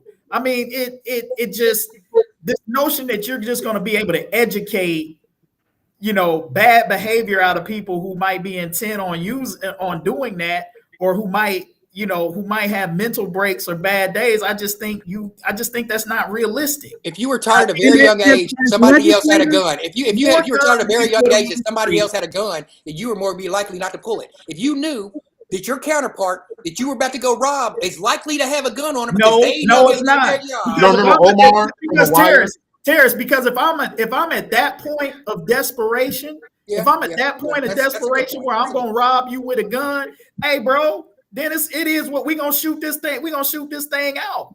I mean, that you're trying to apply your law-abiding citizen mentality to people who don't have the same mentality that you have, and that don't work. And the job of legislators is to think of the overall good for everyone. So if you have high percentage homicides are up, suicides are up. And they're always up in states with lack gun laws where, the access to guns are too easy. And so here go another, thing to throw out there to make it more easy, more guns to be accessible to, and for young people to have access to it, even younger. So I think it's a terrible, terrible idea. And I get it. I watched that show. I don't know if you watch this. It's called Fear Thy Neighbor. And I see how it go down in rural areas and everything else. And I can see like why you would want to have guns and stuff. Police, it might take the police 20 minutes to get to you or whatever. A lot of them want to take the law into their own hands type situation. But in a major city, that's problematic. And if you're legislating statewide, you're not taking into consideration of all the people in the state. Great point. That's an answer to my question. That's what my question was. Why would they be? Not only this, I'm nervous about young black men walking around the streets of Cincinnati with guns, even if you got it legally, because that's going to be a problem when police with a certain mentality roll up on young black men in these streets with a weapon. They're not going to presume law-abiding citizen. They're not going to presume you got a CCW or a right situation. What they're going to do is say he had a gun and it was a justified shooting. That is what concerns me about this law. And that happens Phil, what do you more to think? us. Yeah. What do I think? Yeah, what do you think? Well, I have to be honest with you guys. I've been, if you don't mind my saying, it's a love subject, but I've just been thinking about those videos of those fake videos of those women, which, saying they had all these kids and all. And to me, first of all, they were just disgusting when I saw them. But what it spoke to me about is that when a country is moving toward autocracy or losing their freedoms, it isn't by some army coming in or locking up killing 1 million people. It's a tolerance for stuff that is just evil, a tolerance. The fact that I hadn't known about this, but the fact that so-called conservative talk show hosts are sending that video around, to me, reflects a tolerance for ugliness. When Tucker Carlson just did like a 2-hour interview with the Holocaust denier, the guy who's basically a Nazi. Nick Fuentes? Nick Fuentes? Yeah, Nick Fuentes, yeah. What reflects that tolerance that I'm talking about, that tolerance of ugliness, is the head of the Heritage Foundation basically stood up and defended Tucker Carlson for that. When those messages, those racist messages from those Republican leaders, went around, okay, that, that I think there's always going to be people like that. But the fact that Vance basically expressed kind of, support or minimized it, all those things are a reflection of a tolerance of ugliness in this society. And that is what I think is going to help lead to loss of our freedoms. I'm sorry if I was a little off the subject, but that's just you stepped away for a minute. Okay, I agree, and thank you for that. And I think I share and agree with everything you just said. But what do you think about this? 18-year-olds purchasing weapons in Ohio? Frankly, I'm conflicted the same way Kevin is, because I on the one hand, yeah, I don't like the idea, but it is true. They're going in the army, and we're asking, when it is appropriate, ask them to kill people.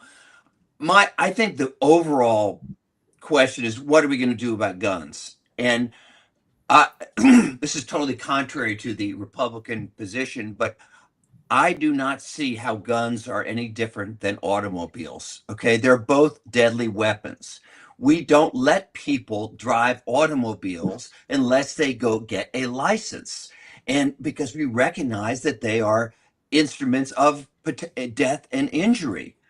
I don't understand if that's, and nobody says, oh, there's too much government control because we require driver's licenses. Nobody says that.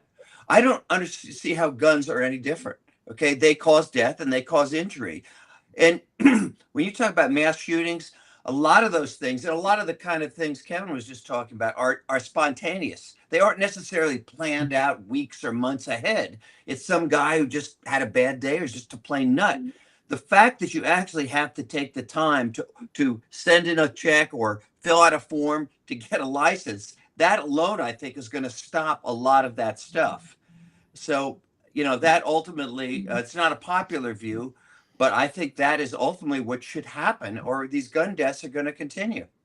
Yeah, for me, guns are a part of the American fabric. Let me jump in real quick. I haven't spoken on this yet, but for me, I understand the conflict, but I'm not conflicted. I mean, just if we're going to be consistent about it, and people have brought this up, I mean, just think about it. I mean, you've had tens of thousands of people under the age of 21 who went into military service, who were trained, who were given weapons, who were shipped to some foreign land, and they lost their lives there for America's interest, right? I'll be polite about it, for America's interest. So if you can do that, then you should be able to purchase a weapon at the age of 18 here in the United States.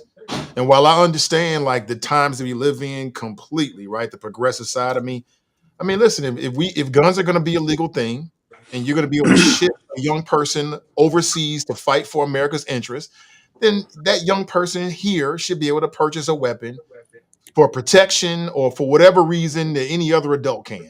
These young people are probably going to be just as irresponsible as some of the adults that we see in the headlines. And it is what it is. I mean, this is where we are. That's one reason. My second reason is we're going to need as many able-bodied humans as possible with weapons to fight against the upcoming robot apocalypse that is about to descend upon us. We need as many humans on our side with weapons to fight against the Terminators, because it is coming. And them little guns ain't gonna help you, Nathan. Them robots gonna shrug off them slugs like that tight end shrugged off them Bengals missed tackles. Good one. Hey, listen. Good one. Hey, listen, man. I think there are two things. I think Phil hit on one. I think this is more of an issue about guns, right? Like there's that conversation that we've been trying to have and continuously need to have about the role that guns play in our society and what type of guns we allow to play in our society. But then I think there's also this other question of what exactly is the age of maturity, right? Because not just on this issue of guns, but whether you're talking about voting, whether you're talking about a whole lot of other things, like there are a lot of people who take this tact at 18, you're still not mature. You're still not in a mind frame of seriousness to be able to. Well, your brain is not fully formed. That's the physiology of it. I've read exactly. That. So what I'm saying is that there may be a larger conversation about, okay, is 21 more of a realistic age that we should consider to be legal adulthood in this country, age for you to enlist in service, age for you to vote, age for you to drink, age for you to buy a gun. I mean, that's also the other side of this conversation is 18 old enough or is it not? And I think that's, I even think the drinking thing is stupid. Like if you're going to be an adult at age 18, you should be entitled to all of the privileges that an adult is entitled to. If you're going to say at 18, I'm old enough to go and kill somebody in war, but I can't have a beer, I can't own a gun. That just doesn't jive.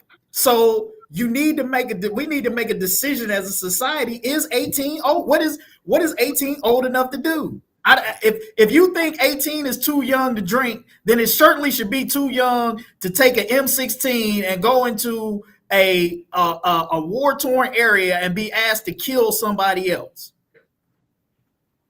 That's just me.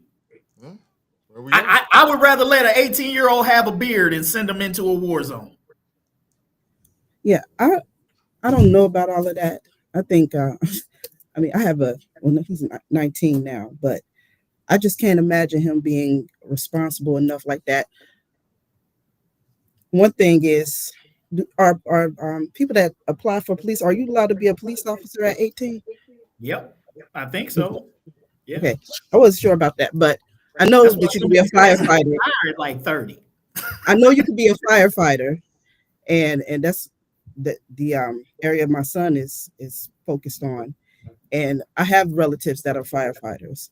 And one of the things, it's not just the job itself and how dangerous it is, but you also have to be in moments where you may see some people and they're not alive, you know what I mean? In worse situations, car accidents or whatever, babies, anything. And so you have to, the trauma of just like seeing these explicit images of real life, you have to be built for that as well. So when people, coincide that with the Army, like they don't just throw those boys into or men and women in just to, go at it, because that's the easy way to get killed. You have to really, have to be trained and understand the significance and the impact of like the responsibility that's being placed in your hands. And so something like a gun, just to so casually be like, well, you reached a magic number, but people mental status, we were just talking in the last segment about social media and how the influences are there and AI, like people are being radicalized very easily. And things are happening, where it's just like it's a real easy to manipulate and influence people to do bad things. And people are so emotional and at a high pitch right now. That's just like, to me, it's like a recipe for disaster at that age. You just need more time for wisdom and discernment and to really be able to take accountability for your choice. The only thing legally at 18 is just they're saying you're ready. If you make a mistake, be prepared for the consequences. But for a lot of people, mentally, they are arrested developments. They are not there. I'm with you. Well, folks, that's all I got. I mean, it's election day. I know everybody here is very busy. I appreciate you. To the audience, I appreciate you. We're planning to be back on Friday for another edition of the Hot Mic Podcast. Have a great rest of your day. Get out and do your civic duty. Go ahead, Kevin. You want to jump in? No, I was gonna say before we get off, can we? Because this will just be fun. I mean, it's just in fun. Ain't nothing on the line. Let's just get everybody's predictions because I love that, man. Let's just see. Just like we would be in like a fun football pool or something. Let's just make our predictions for council and the mayor's race, and we'll see who gets closest. We'll see who gets closest to getting the number right. All right. Well, I think AFTAB wins in a landslide. I think that the Democrat slate will hold except for one person.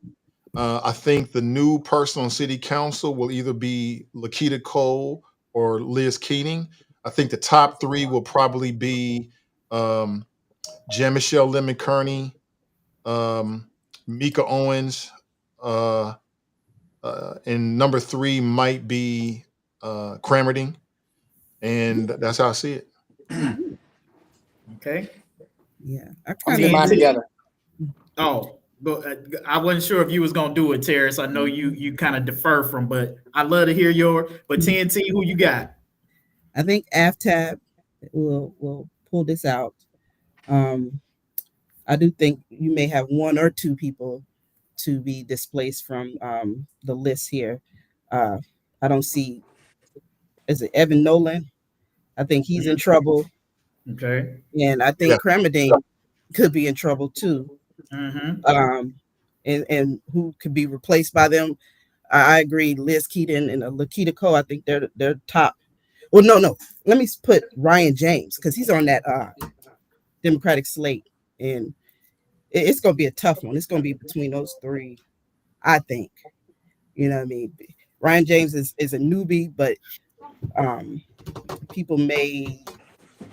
lot of people probably vote that way. And so then the top three, definitely Jan Michelle Kearney, Scotty Johnson. I think he'll be up there as well. And goodness. Can I switch out Scotty with Cramerding? I want to admit mine real quick. Okay. I don't really know Anna Alba, but I just feel like she'll I think she's in trouble there in at least top 5. I think she will be. I mean, you get 9, right? You get 9. Are we going top 5 or what? Was Anna Albee one of the last ones in last time? Mm-hmm. She was on the tail end. See, that's why I think she might be in a spot of trouble, but I could be wrong. I think she's making strides in the Democratic Party. Okay. I'll take your word for that because I don't know. Did you guys say top 5? Did you say top 5, Kevin? Or did you say just? Yeah, you can just give me whatever predictions you want to make, whatever you feel comfortable making. AFTAB by, I'm gonna go. I mean, I'm thinking low voter turnout though. I'm saying 40% voter turnout, which is not very good, but I'm gonna go 40% voter turnout. AFTAB beats Corey Bowman by 30 points. Let's say 30. Hold it. But I got a question. Are you going to go to Corey Bowman's part, Victor, whatever party tonight? Tarris, that's what I want to know. You fucked this guy up for months. I just, For city council, you see how I'm not taking the cheese, Kevin. You see how I'm getting smarter, man. I'm getting smarter. I don't even hear it. I thought it was a good question, though. I thought it was a good question, but do you, bro? Y'all really think? Okay. So Kern, J. Michelle Kearney, Scotty Johnson, Lakita Cole, Shamika Owens, Liz Keating, Scotty Johnson. I'm gonna go with the Alba because I've been seeing her, Anna Alba. I've been seeing her a lot on Instagram. I'm talking like you can't scroll without seeing her on Instagram. So that means a lot. The social media game means a lot. And my dark horse is going to be Stefan Pryor. Man, I'd really like to see the city get behind him and have him as a voice for the city because he's been in the streets even before he even decided to be a politician. I mean, I've known him just being out in the streets, being a street promoter, having the voice of the city, knowing the pulse of what's going on in urban America. I mean, for a while I couldn't go nowhere where he was on that hoverboard thing, and he had those billboards on him, so he's always out in the city. And now that he's taken a political approach to the game, I mean, if he doesn't get on this time, I would really like to see him run again, and with a little bit different approach, a little bit more, because he made some noise. I mean, he made some more noise. He made some noise, and I'm going to address what Phil said about Corey Bowman. From the moment I mentioned Corey Bowman, I said, hey, Aftab better step it up. Aftab better step it up. That's the only thing that I said. And as soon as the brawl happened, and as soon as J.D. Vance and they made those attempts to break the city up and use white supremacy to sway this election, boom, I was clearly off the. But I'll admit it. If Corey Bowman would have took a different approach and they wouldn't have used white supremacy and they would have took the Sarah Herringer approach, and the Hyde Park place, and if Corey Bowman would have said when the brawl went down, if he would have said, nope, I'm standing with black people. Where's Aftab Parabol at right now? He's over in Canada right now. He's with his family. I'm here with the black people. What's going on? I got black people's back instead of these white Russian. It'd be a completely different race. But then he would have lost. He would have lost that Republican base. Tarris, there you go again. He lost by 15%, not 30%. That would have been an interesting spin. There you go again with that anti-Russian bias. You've been this has been constant. It's not anti-Russian. It's anti-Russian immigrants. Let's get it right, Phil. Oh, that's better. I think that's worse. Okay. This is anti-Russian immigrant. Glad you shared that. Now let me finish my statement. This is what about my prediction? Anti-immigrant. I'm gonna finish my anti-immigrant because you're putting words in my mouth, and I ain't going for that. I know how to cut stuff up myself too. I know how to cut stuff up. Never do that. I know how to cut stuff up and rebuttal and make it seem like you the bad guy, brother. So I'm saying like this. Take another poll. Just take another poll. The Russian immigrant should never have preferential treatment to foundational black tribe of Judah born on this soil. They should have their back first instead of saying, oh, just because it's white, it's right. That's where I took a stand, and you should always know that, Phil. Even when you bring people on here, I'm always going to have that stand no matter where we go. If it's white supremacy, I don't care if I'm a Republican, conservative. If it's built on white supremacy, I'm bucking that stuff every time. Hold it. Are you sitting just a second? You're taking a stand against white supremacy? You are going out on a limb there, buddy. Is that your position? All right. I got a prediction. Oh my goodness. I got a prediction. I'm not even I hate to say this, but I'm really not that interested in the city council race. I'm sorry. But I'll tell you where I am interested in, which I think is incredibly critical of this country, is Proposition 60 in California, because that is going to have to determine whether we have any sense of free and fair elections in this country. That's going to win easily. Well, that's all predictions looking good. It's Prop 50. That's my prediction, but I just draw attention to it because I think it's so critical, and it's just absolutely critical. What about Mamdani in New York? I think that's critical as well to show. Yeah, that's in the politics. But he's already capitulated. He said he's going to work with Trump. He said he said if I have to work with Donald Trump, I'll work with Donald Trump. So he's already starting to capitulate. That's not capitulation. He's going to have to work with Trump. I mean, but no, y'all, your guys' tone. The Democrat tone is if you work with Trump or you work with MAGA, you do not get. So, are you supporting Silva, Tarris? He's a Republican. Who? Silva. The Republican in the race is Curtis Silva, the Guardian Angels guy. He's the Republican. I like him. He's a boots on the ground guy. I like him, but I mean, like, I'm not in New York. I was just making a statement about about Trump and the newly soon to be elected mayor of New York City. He's going to have to work with Trump. If not, Trump's going to send the National Guard in on him. So all this He's going to do that anyway. He's going to do that anyway. My last thing, Smitherman. I hope Smitherman gets in. I hope Chris Smitherman gets in. Oh, okay. All right. Okay. You want to okay. We one of those. That circus atmosphere. Okay. Oh, If the people want it, Where were you, Where were you when Nicole went off on her, soliloquy about Smitherman? Where were you then?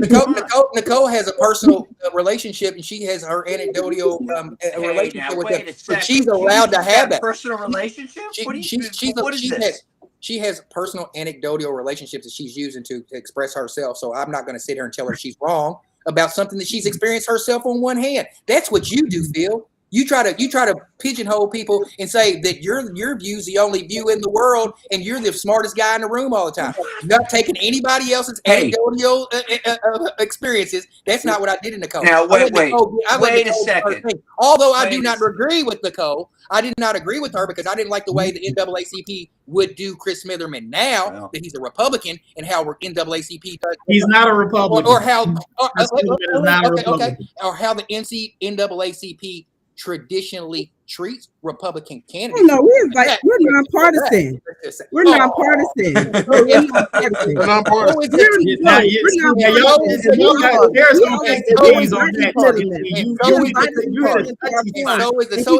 show up for our community. He didn't think it was important. Something that he used to be the president of. He didn't feel like it was important to show up to the community. What about Virginia? And he always invites. Well, Nicole, have you enjoyed the Republican? You know who was there? You know who was there? Liz Keating was there. Gooden was there. And it's a lot of Republicans that come to our platforms because they want to speak to our community as well. So I think it speaks volumes when you have a candidate that don't feel like they have to show up for the Black community, but they could be everywhere else. Nicole, have you endorsed? I got a question. Have you endorsed the Republicans since Guy Guckenberger? They don't do endorsements. Oh, they don't. Okay. Yeah, they're nonpartisan. Can I just back up what she said? Because for a few years there, I was their live stream producer and also did a lot of the moderating for them online. And I can tell you firsthand, they painstakingly go over the questions to make sure they are nonpartisan. I mean, it's something that I saw them actually think about behind the scenes. So they try to live it and do it the way they say it. When the and our flyers dinner, when you have your annual dinner, do you have the Republicans speak? Or do you have Democrats speak? And if you have a Republican who is a Black Republican, would you let them speak? No, they do. They have a platform. They have a platform on our. You're sitting here, y'all tell. So see. I invite you, Tarris, go to the NAACP Facebook page and go view some of our candidates' forums. You could go just like I did not. And look for yourself. See for yourself. Don't make judgments. See for yourself. Just like I did not disparage your anecdotal things, and just like the things that you experienced with Chris Smitherman, I will never, ever say that it wasn't true or wasn't factual because that's what you experienced. The same thing I'm saying is what I've experienced with the NAACP. What I've experienced as an elected official, what I've noticed as an elected official with the NAACP, and how I see them acting in the Virginia governor race, how they shun Winsome Sears, who is a decorated military veteran. So what? Just because she's a Republican, y'all ain't got nothing. It's not because she's a Republican, Taryn. I don't think it's because she's a Republican. I think it's because they're looking at the policies. It's the advancement of color people. Right? It's the advancement of color people. This is the dog whistle that you so badly use. This is the NAACP. I know you got a thing with the NAACP. I don't think that's about the fact that she's a Republican. It's more about the policy. It's the advancement of colored people. So if they look at your policy, whether you're a Democrat, Republican, or independent, and they feel like your policy is not going to advance their constituency, they're not going to roll with you. And that's just the way it is. Now, I know for you as a Black Republican, it's convenient and it's simple and easy. It's them versus us. But I think it's more about the policy when it comes to at least my experience with the Cincinnati NAACP. I can't speak about any other branches because I don't have no experience with them. Yeah. And we have candidates flyers. Like we spoke all day about the Democrat and their slate of candidates that they'll pass out. during on election day. But we have a flyer with both Republicans, Democrat, charter rights, independent. It has everybody, and that's what we're charged to do.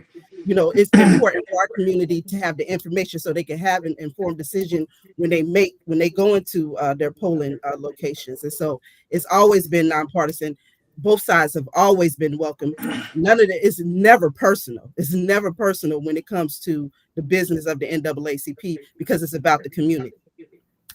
And we're a membership driven organization. So, you know, I don't know what experience you may have had in Kentucky. And I met some of the people over in Kentucky. I've been to the state of the people address that they had over there with some of the major players in your state.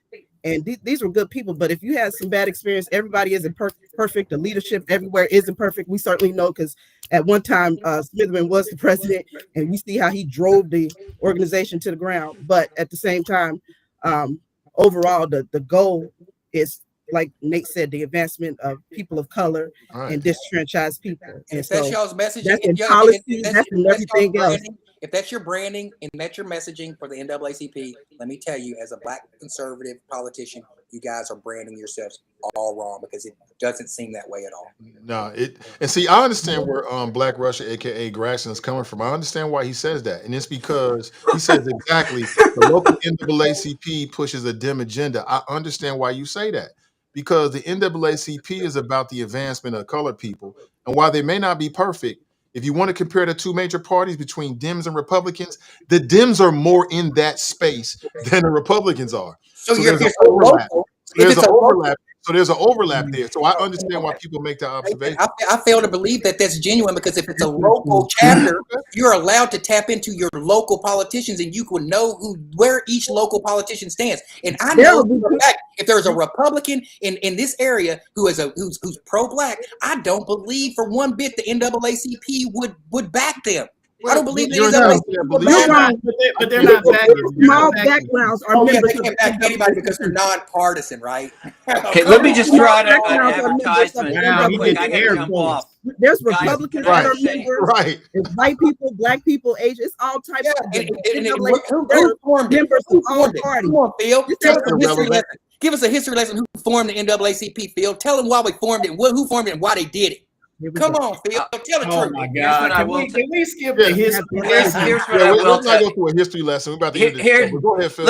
Listen. I know, Tarris, because I explained that when I was in high school, I took a year of African American history. I'm always available to answer any questions. Okay, but what I wanted to say is next week you can watch we're doing it this week, but next week on Sanity Check you can watch my interview with Nathan Ivey. So I hope everybody will take a look at it. Absolutely. Oh, it's gonna be great. Hey man, so look, let me give my predictions, since I didn't get it, since Tarris took us all around the world. He did a ditty on us, been around the world. You know what I'm saying? We started out with predictions, and I don't know how we got on NAACP history and all this other type stuff. But I'm not just gonna predict AFTAB. I'm gonna give you the percentages. I think Corey Bowman, I have him at 25% or less of the vote. A lot of people are saying, oh, this is going to be tighter than you think. I think AFTAB wins 75 to 80% of the vote. So I'm not just going to put AFTAB down. I'm going to go out on an extra limb and say he get 80% of the vote tonight.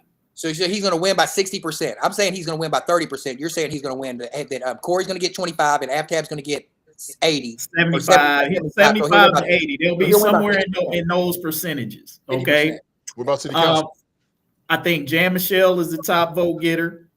I think Mika Owens is probably right behind her. I like Mark Jeffries to be in that top 5 along with Scotty.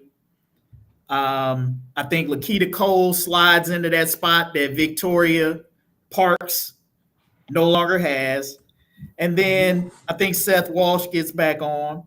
And then here are the ones who are on that I'm not 100, who I think are in the danger zone.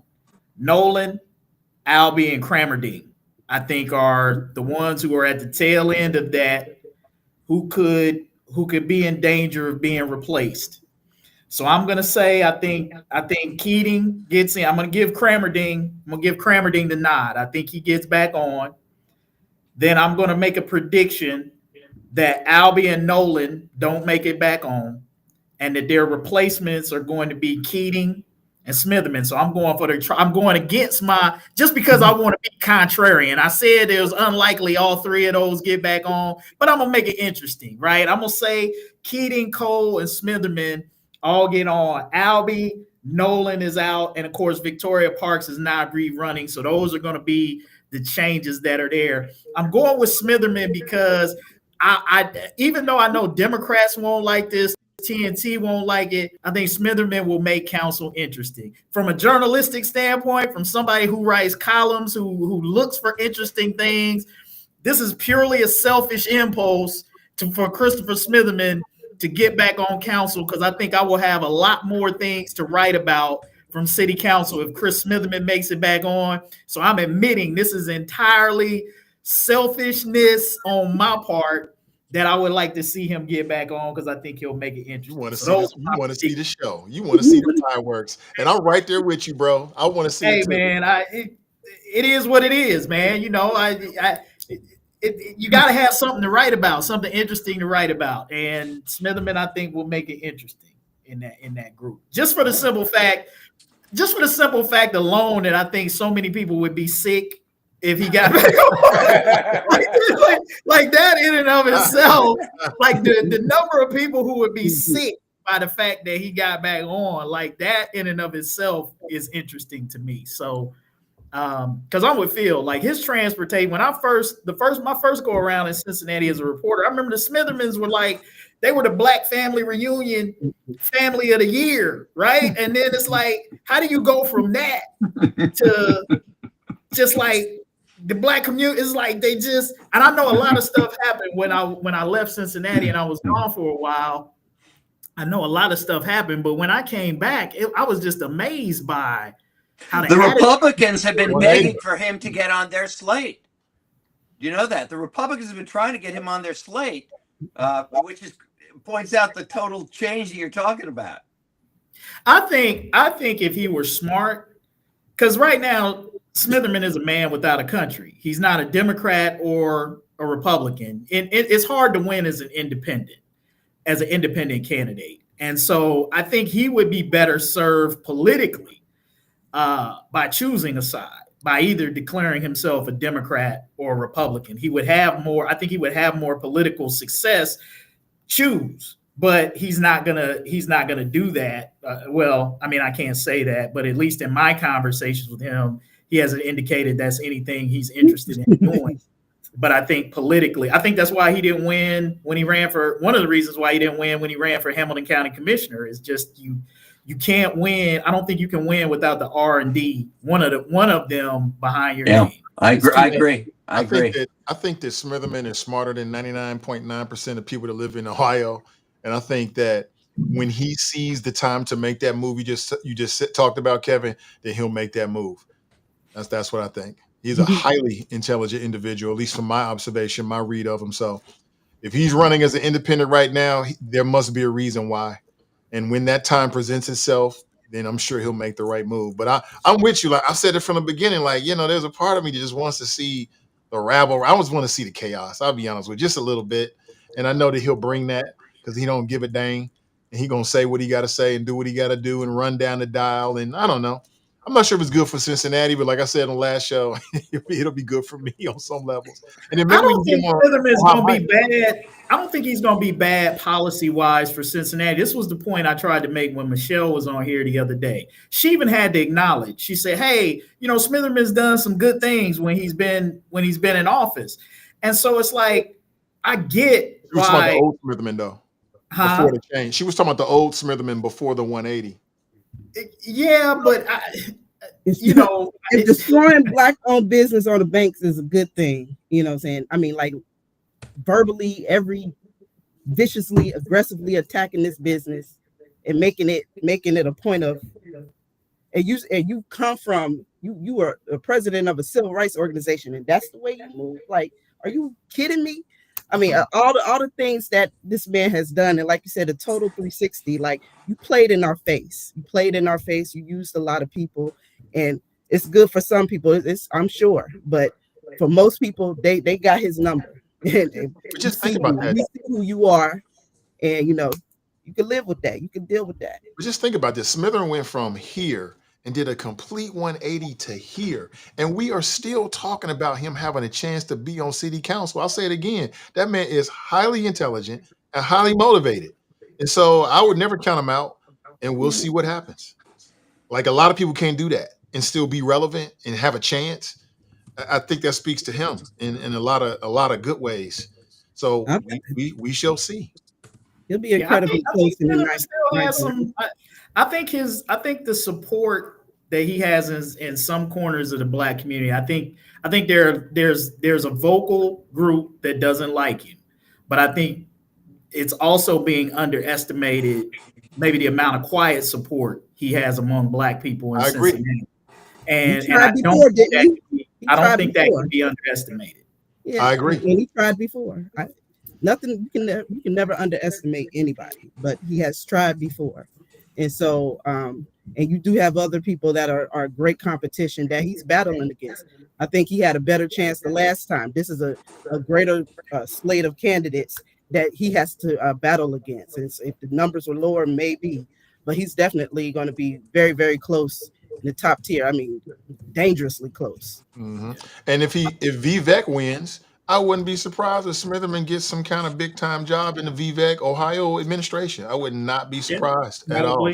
That's probably a safety net that he can fall into if this doesn't work out. I just want to give a shout out to a couple of other candidates who I don't know how they'll run, if they'll win, but I think Rafael Prophet, I think, is a good brother who could be every bit as good of a city council member as anybody on that slate. I just don't know.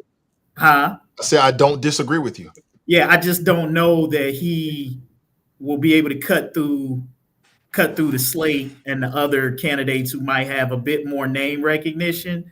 But if there's like somebody I'm pulling for in the slate that could possibly emerge as an outside dark horse type, like he would be at the top of my list as somebody who I think would be a really good addition to city council if they could cut through and they could make it. But we'll see. Mm-hmm. Well, with that, folks, we went on a little longer than I anticipated. Thank you so much for your time. To the audience, thank you. If you're inclined to do so, get out and vote, and we'll be back with you on Friday at 1:15 p.m. Have a great rest of your day and week. Thank you for your time, everybody.